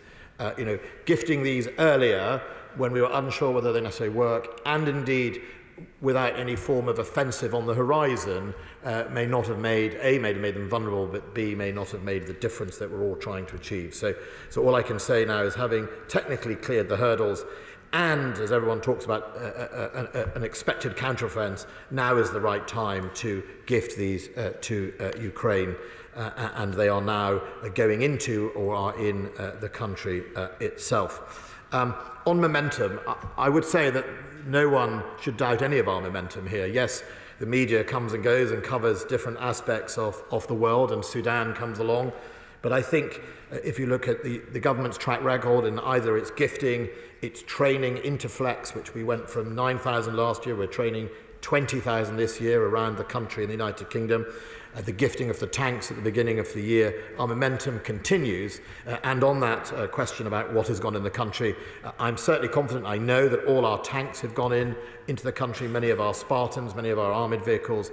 I don't know if every single one has, and I'm happy to write to the Right Honourable Gentleman, but the big ones, like the tanks, they are all in country. They have trained, exercised, both here but then in Ukraine. And I know that the Ukrainian forces using them so far have enjoyed them very much and talk very highly of the challenges, and that also goes to the AS90s that have not only been put in, but I think they've also been used as well. I think there's another lesson there. They seem to get excellent availability on the AS90, so the lessons to be learned in our capability. On the Wagner Group designation, Mr. Deputy Speaker, of course, prescribing an organisation is a matter for the Home Office, done via collective right round. I can't comment on when and how those things happen. We've obviously heard the calls from both sides of the House to prescribe it. Wagner is a thoroughly a nasty organisation, not only from what we see in Ukraine, but what we see in West Africa, and indeed we've seen in Syria, and does pose a threat to the United Kingdom and her allies, either directly or certainly indirectly, and it is a group that needs dealing with, although Mr. Prigozhin seems to be making himself deeply unpopular with the leadership in the Kremlin at the moment, and if I was him, I wouldn't stand near any open windows at the moment if I'm dealing with Mr. Putin. But nevertheless, Wagner is here and we have to deal with it as well. On the regional plans, I am trying. The regional plans are over 3,000 pages long and also written in NATO speak, which probably makes them the equivalent of 12,000 pages long when you try and decipher them. It is very important that we try and both make our commitments that meet those plans and also support others if they don't have that capability, because the strength of NATO will be, can it carry its political determination into a military plan that makes a difference and deters, because that's what we're really about, deterring Russia or any other aggressor. So there is a few more weeks and months to go, but I'm absolutely wading my way through the 3,000 pages to see where in the action plan, and after this statement I'm off to the Army on Salisbury Plain to discuss exactly that. Selwood. Thank you very much, Mr. Deputy Speaker. Could I very much welcome this statement? I've just returned recently from Ukraine. There's massive appreciation for what Britain has been doing and continues to do, not just from the government with its lethal aid, but also from the British people with the humanitarian support that's been gifted as well. There was huge anticipation about the counterattack that's likely to take place, but also a message, which I hope the Secretary would agree, that it may require a second, third or fourth counteroffensive to take place. This isn't going to end simply when the Ukrainians decide to push forward, and we should expect Russia to go ugly, to use unconventional systems in response. On Storm Shadow, could I welcome this? Yet again, Britain stepping forward. Are the Americans going to match with ATACMS? And could he spell out the fact that there's still a request for jets to be gifted as well? And finally, Trump last night refused to say that he wanted Ukraine to win. This is a material factor because he could necessarily win the United States election next year, and this might be what Putin is banking on. Thank you. Yes, my right honourable friend's characterisation of the counteroffensives is correct. I don't think there is a single, one last thrush and everything's over by thrust by Christmas. I think this is a matter of Ukraine, quite rightly, finding and exploiting, as any good general would, weaknesses or indeed opportunities. So I think we should always manage our expectations that it is not all over by Christmas. And when you have a Russian army that doesn't mind sacrificing hundreds of thousands of its own people, you're up against not such rational leadership that would recognise, as anyone else would do, that the game is up already. When you lose 10,000 armoured vehicles and over 250,000 dead or wounded of your own soldiers, most people would have recognised the game is up. So that is one of the big challenges. Look, there are other, obviously, weapon systems that Ukraine asked for, and the ATACMS is a well-documented capability. We're pretty confident that the Storm Shadow will plug some of that gap and definitely deliver the deeper range that HIMARS used to achieve when it was at 80 kilometres, but the Russians, after suffering significant losses to HIMARS, obviously worked out and moved beyond range rings. So we think the Storm Shadow will absolutely help the Ukrainians make that difference as well. And on the US President today is President Biden. I have a good relationship with him, so does the government as well. They have stood firm, $87 billion worth of donations. They put their money where their mouth is. They have huge amounts of effort gone into their support. I lived in America for a few years, or my parents did. I know that the decent and good people of America would recognise that their rights are just as important as the people's rights of Ukraine, and whoever comes next to the president, their constitution upholds rights. I think that is what will unite them, and I'm confident that whoever comes next will continue to support the battle to uphold human rights.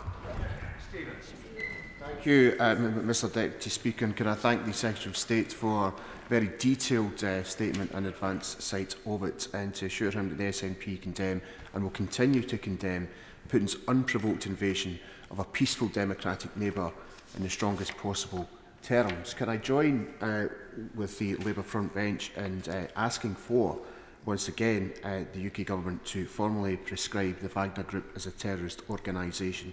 And could the Secretary of State take back to his colleagues in all departments that we would like to see a plan to support Ukrainian refugees to seek damages against the Wagner Group in the UK courts? And could he also, given that he mentioned Iran, I would also add that the government should be considering prescribing as a terrorist organisation the IRGC as well. Could the Secretary of State tell us that President Zelensky has said that Ukraine is constrained by delays in the delivery of armoured vehicles, and what action plan is the government, along with its allies, making sure that those armoured vehicles are delivered to assist in those efforts? And finally, could the Secretary of State comment on reports that India imports of Russian oil has risen tenfold in 2022, and what does the government plan to do alongside allies to ensure that oil products originating from Russia do not reap record profits? I'm grateful to the honourable gentleman, and I'm grateful for the SNP support on this. I think we all recognise what Ukraine is fighting for, and it appeals to all of our decency and how we must stand up for it.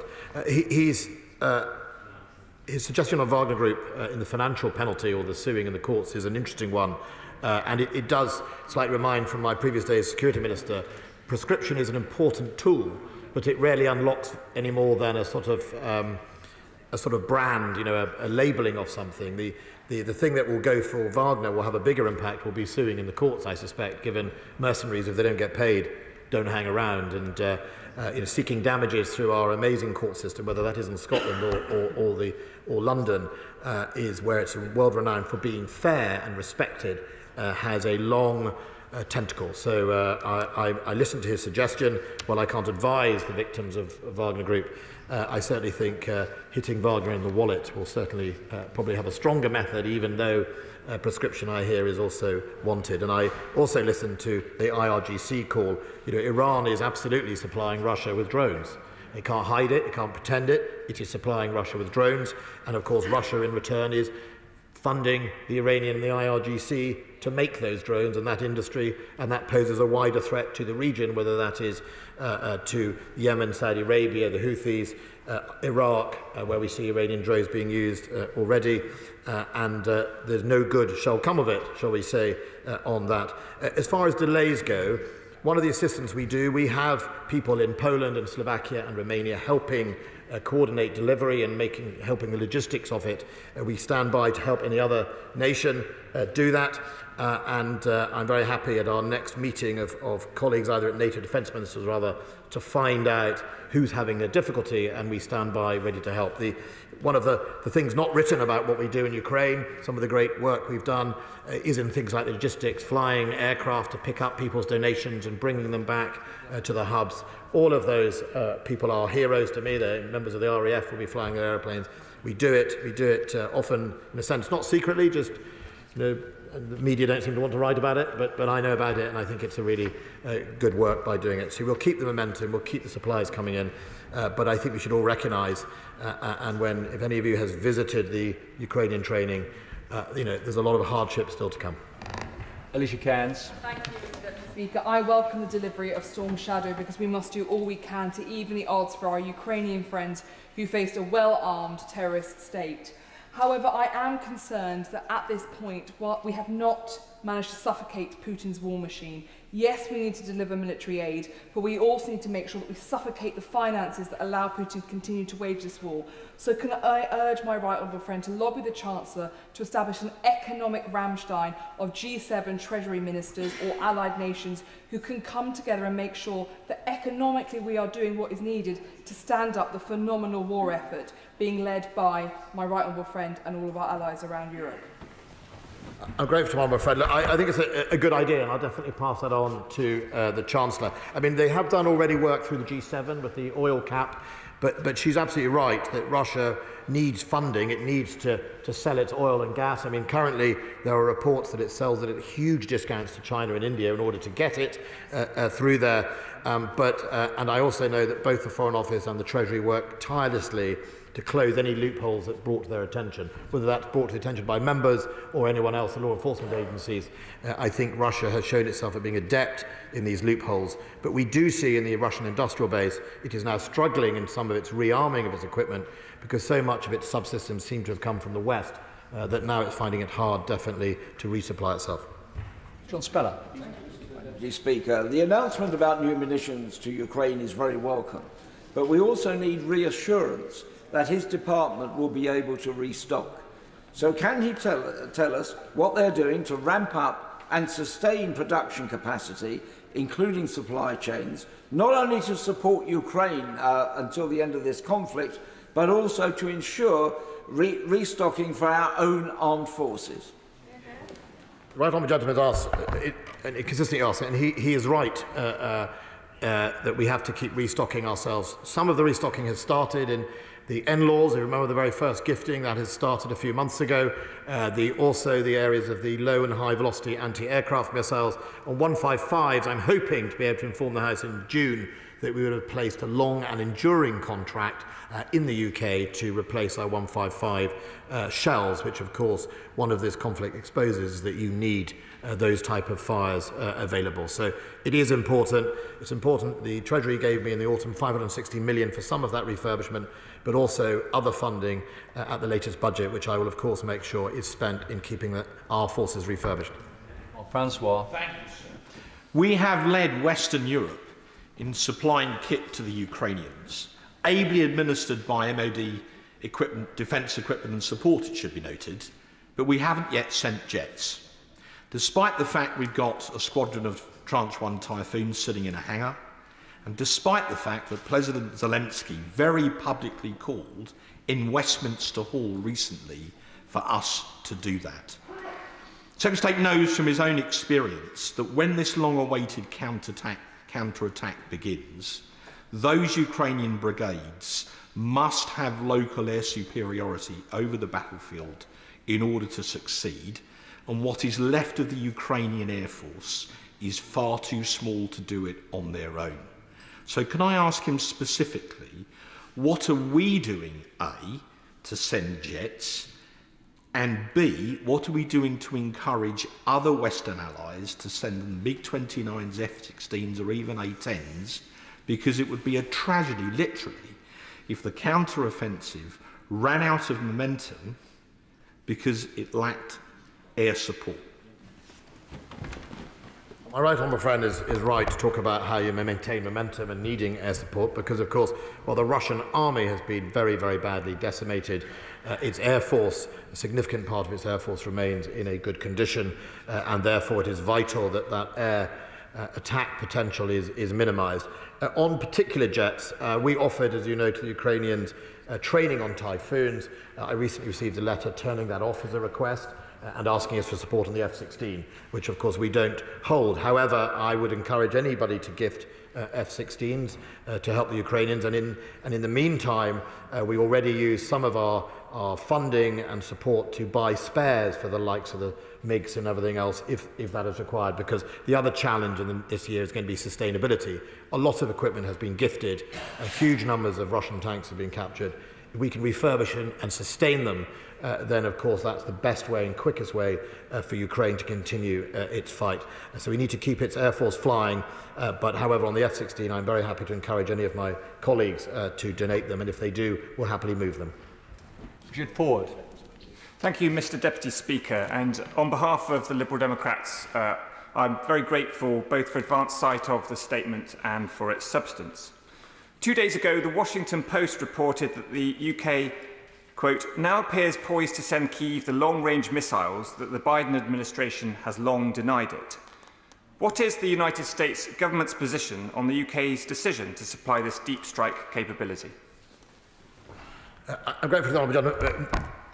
The issue I take with the Wall Street Journal is the US have not denied Ukraine longer range. They put in the HIMARS and indeed some other Western systems. The difference is the ATACMS, which is a different type of munition. It's not a sort of deep strike. The Storm Shadow has the capacity to hit below ground. It's like it can go into a bunker type thing, and an ATACMS is more of an area weapon system. So it's a different weapon system. You know, the Americans have been clear on its donations, or not at the moment considering that donations.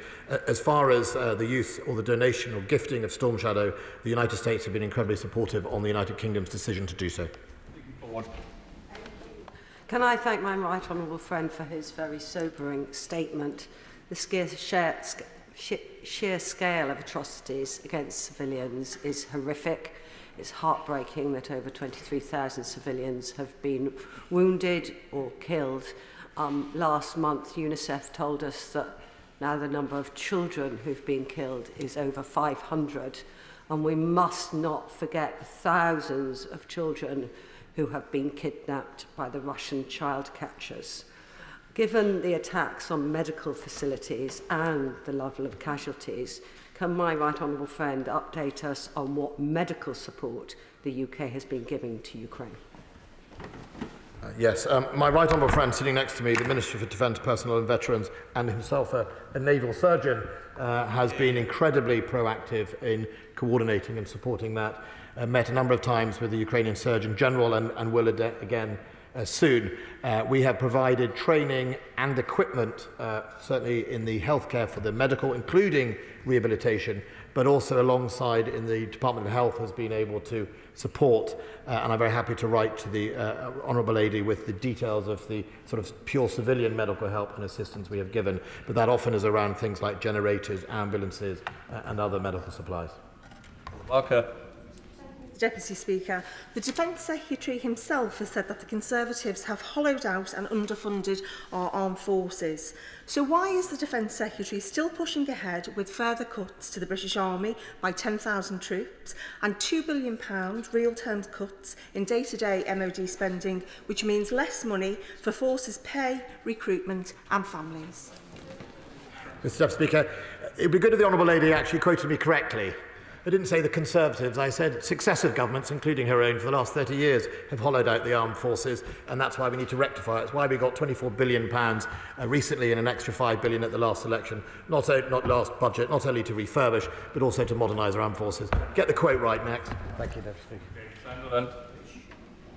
Mr. Deputy Speaker, Storm Shadow is a potent weapon, so I cautiously welcome the announcement today on the basis of what the Secretary of State has reported to the House.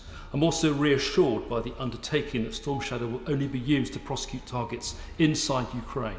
Why? Because NATO's aim has to be to eject Russia from Ukraine, not to wage war against Russia.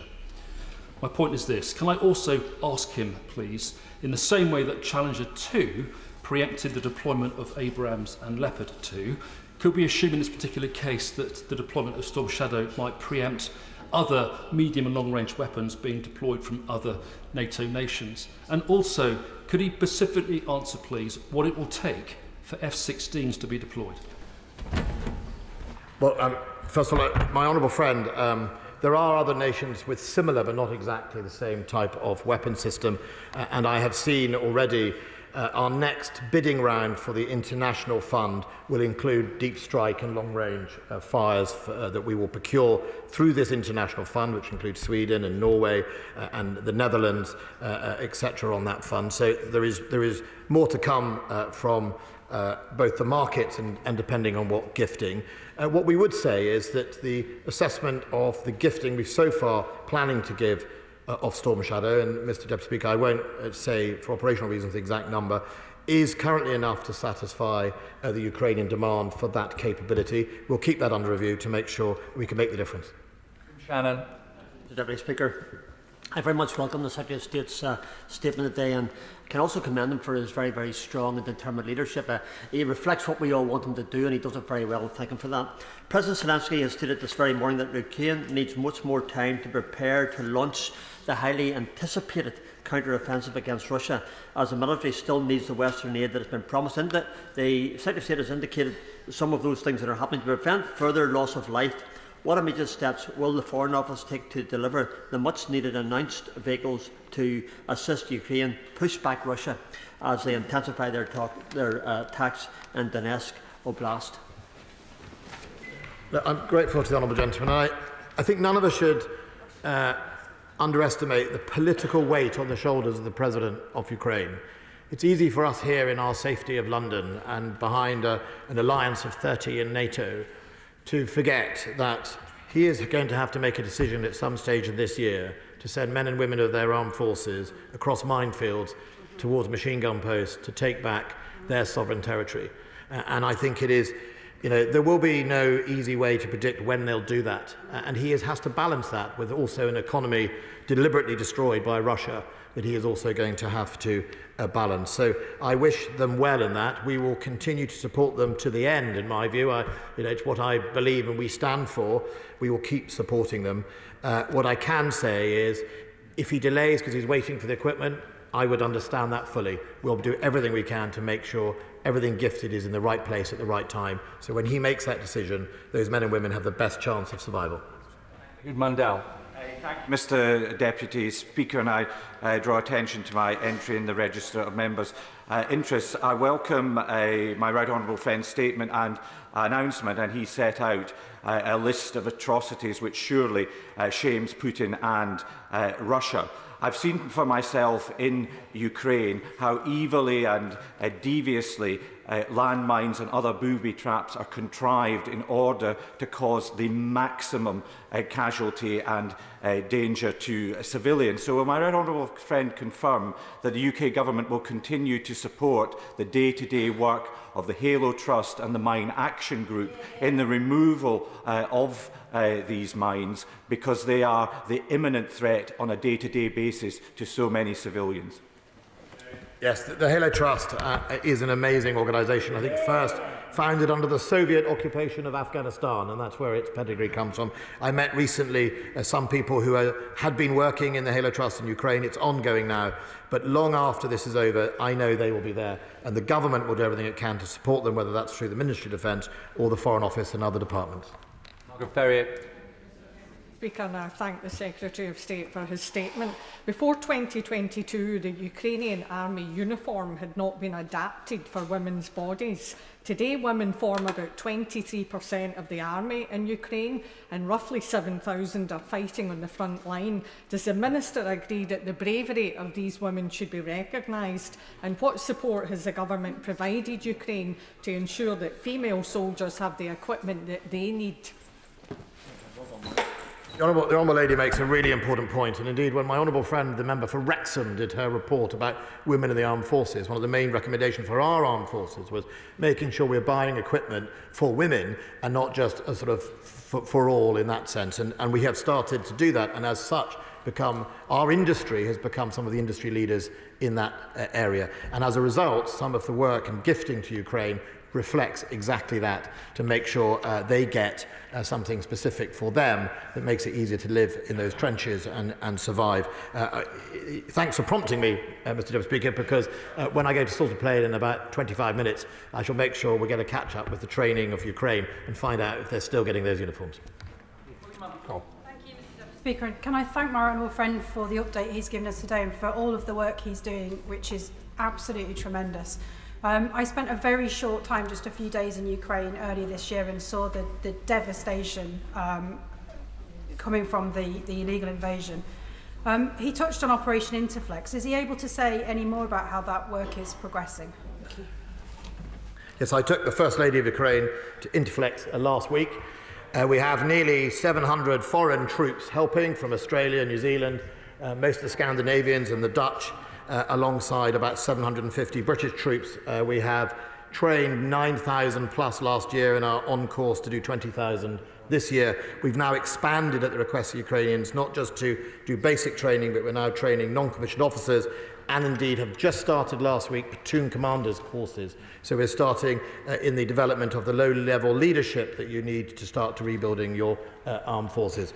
We expect to continue to get requests. We've had another request to expand the training. We are absolutely in the middle of it. I'll be having a conversation about that this afternoon, and I hope to have more to announce to the House later. I'd like to thank the Secretary of State for Defence for his statement today and for responding to questions for over 3/4 of an hour.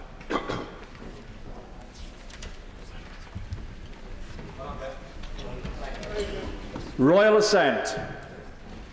I have to notify the House, in accordance with the Royal Assent Act 1967, that His Majesty has signified his royal assent to the following Act. Higher Education Freedom of Speech Act 2023.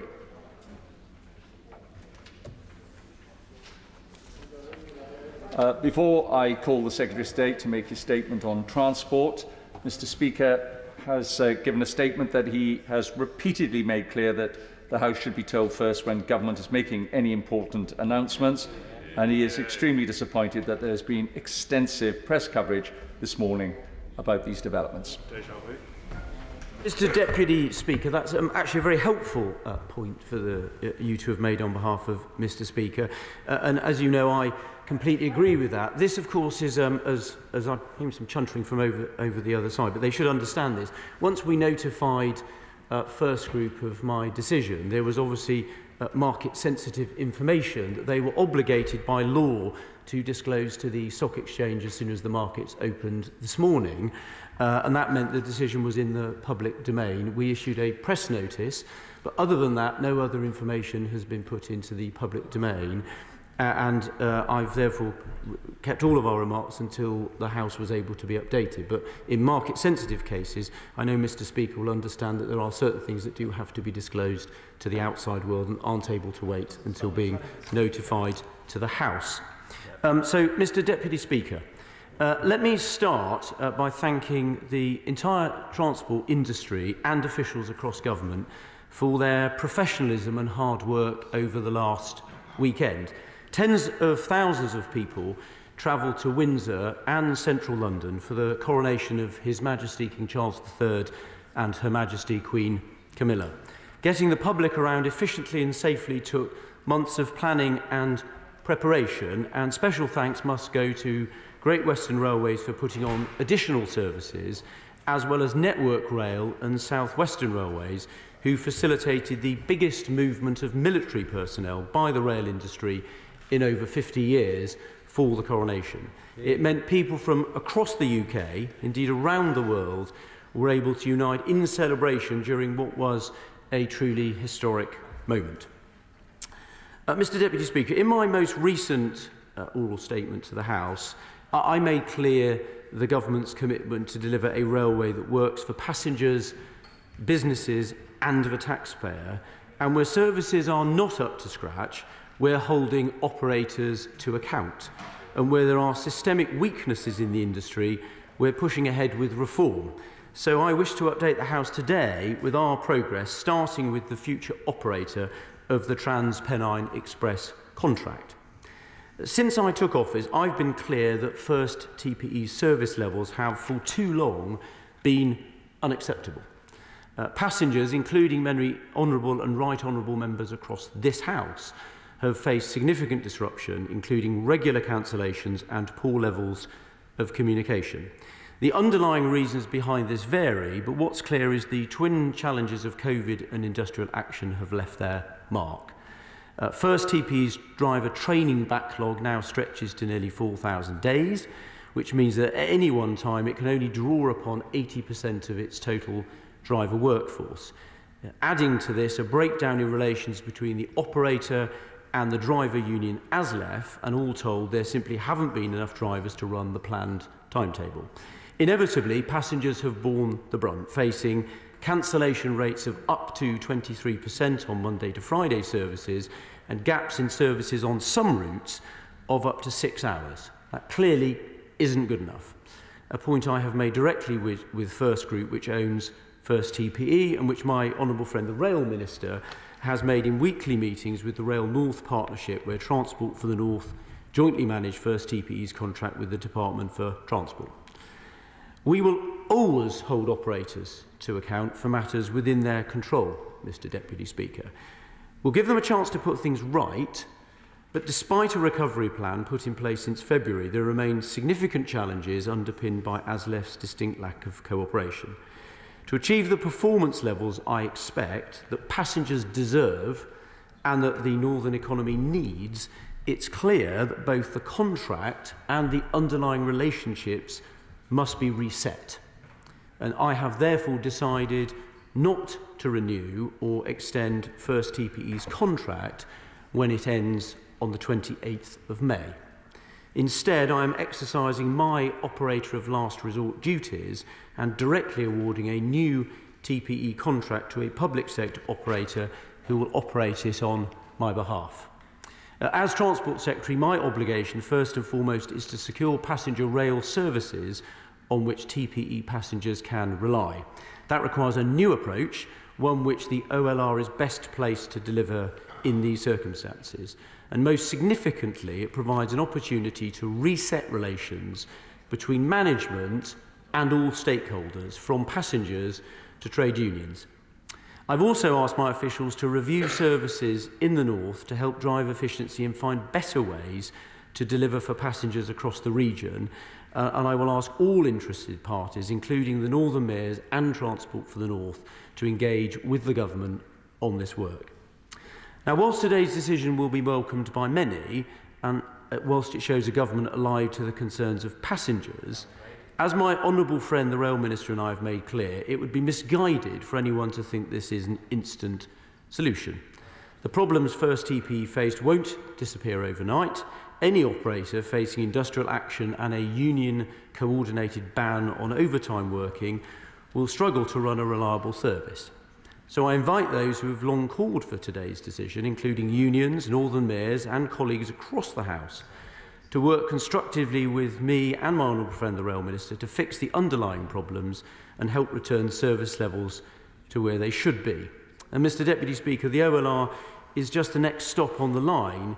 It's not the terminus station, and once market conditions allow, we intend to subject this, and indeed all contracts, both private sector and those under the OLR, to competitive tendering. Mr Speaker, there will be some, unfortunately, who use today's decision to further their ideological ends, to argue that this somehow justifies all rail contracts being brought under public control. That would be a mistake. The majority of taxpayers do not use the railways regularly, but they could be saddled with the huge cost of nationalisation, only to inherit the industry's problems with no plan to fix them.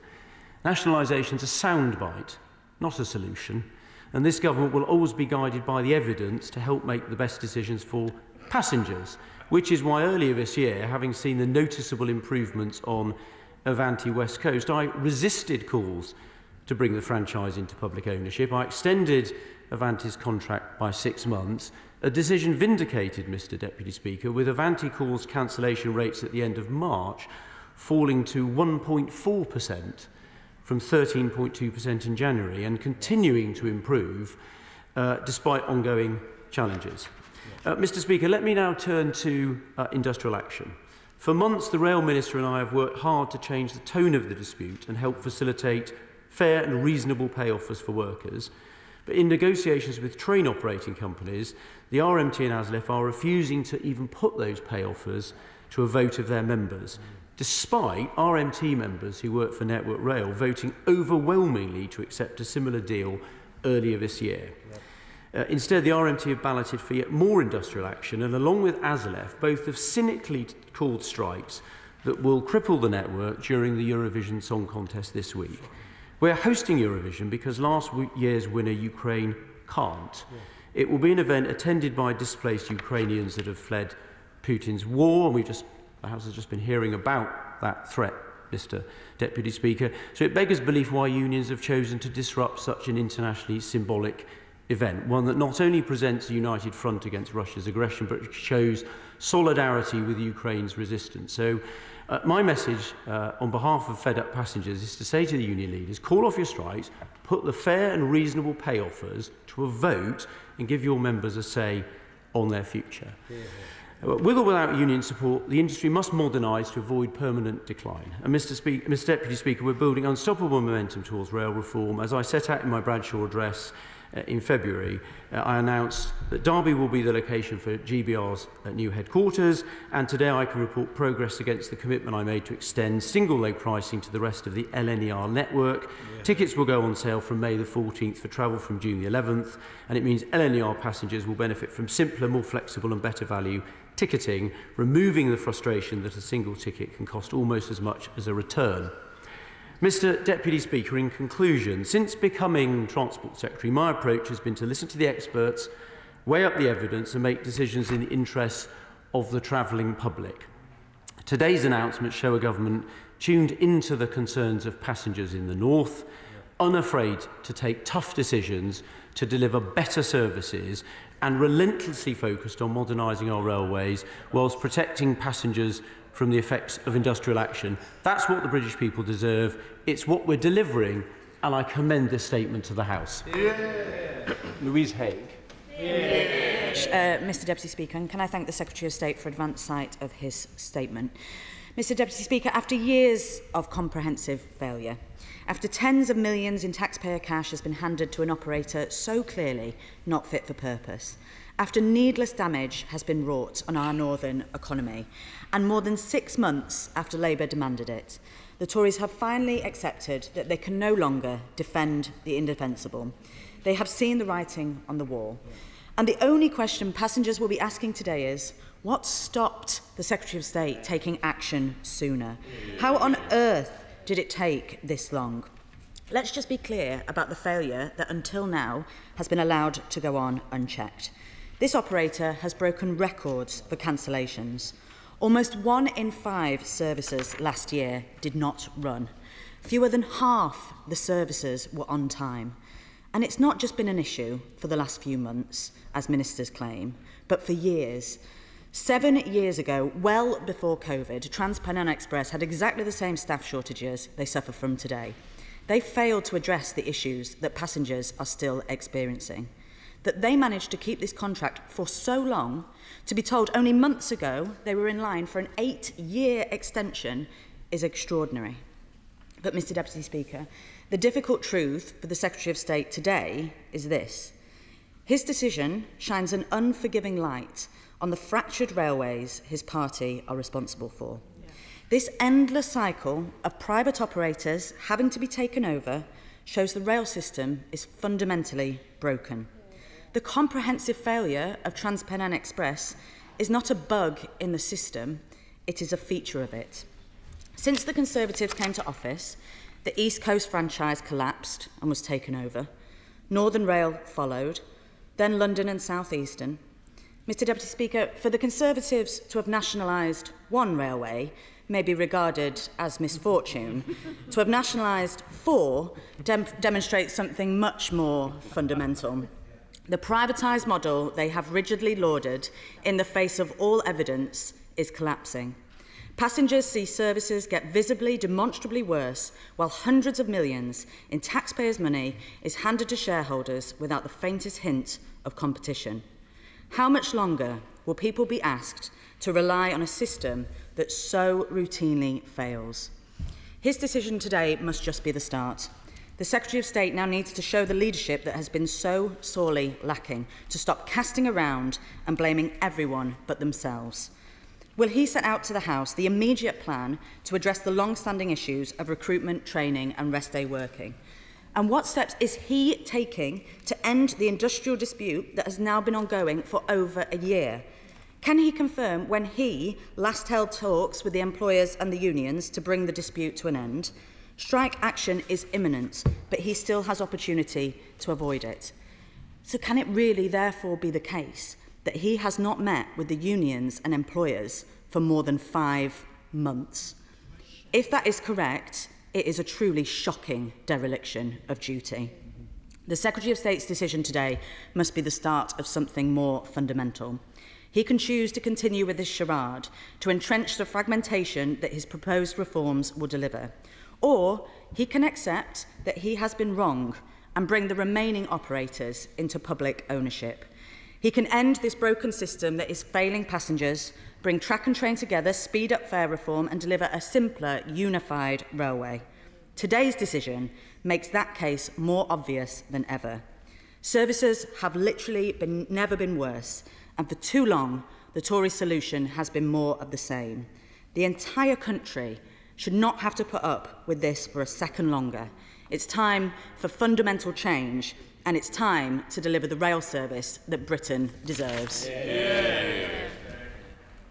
Well, first of all, Mr Deputy Speaker, the point that the Honourable Lady makes about the timing is very straightforward. The contract that TP has expires on the 28th of May. And I noticed, Mr Deputy Speaker, this morning, the Honourable Lady, in another flip-flopping of Labour's policy, knows that the contract expiry is a sensible point at which to take decisions because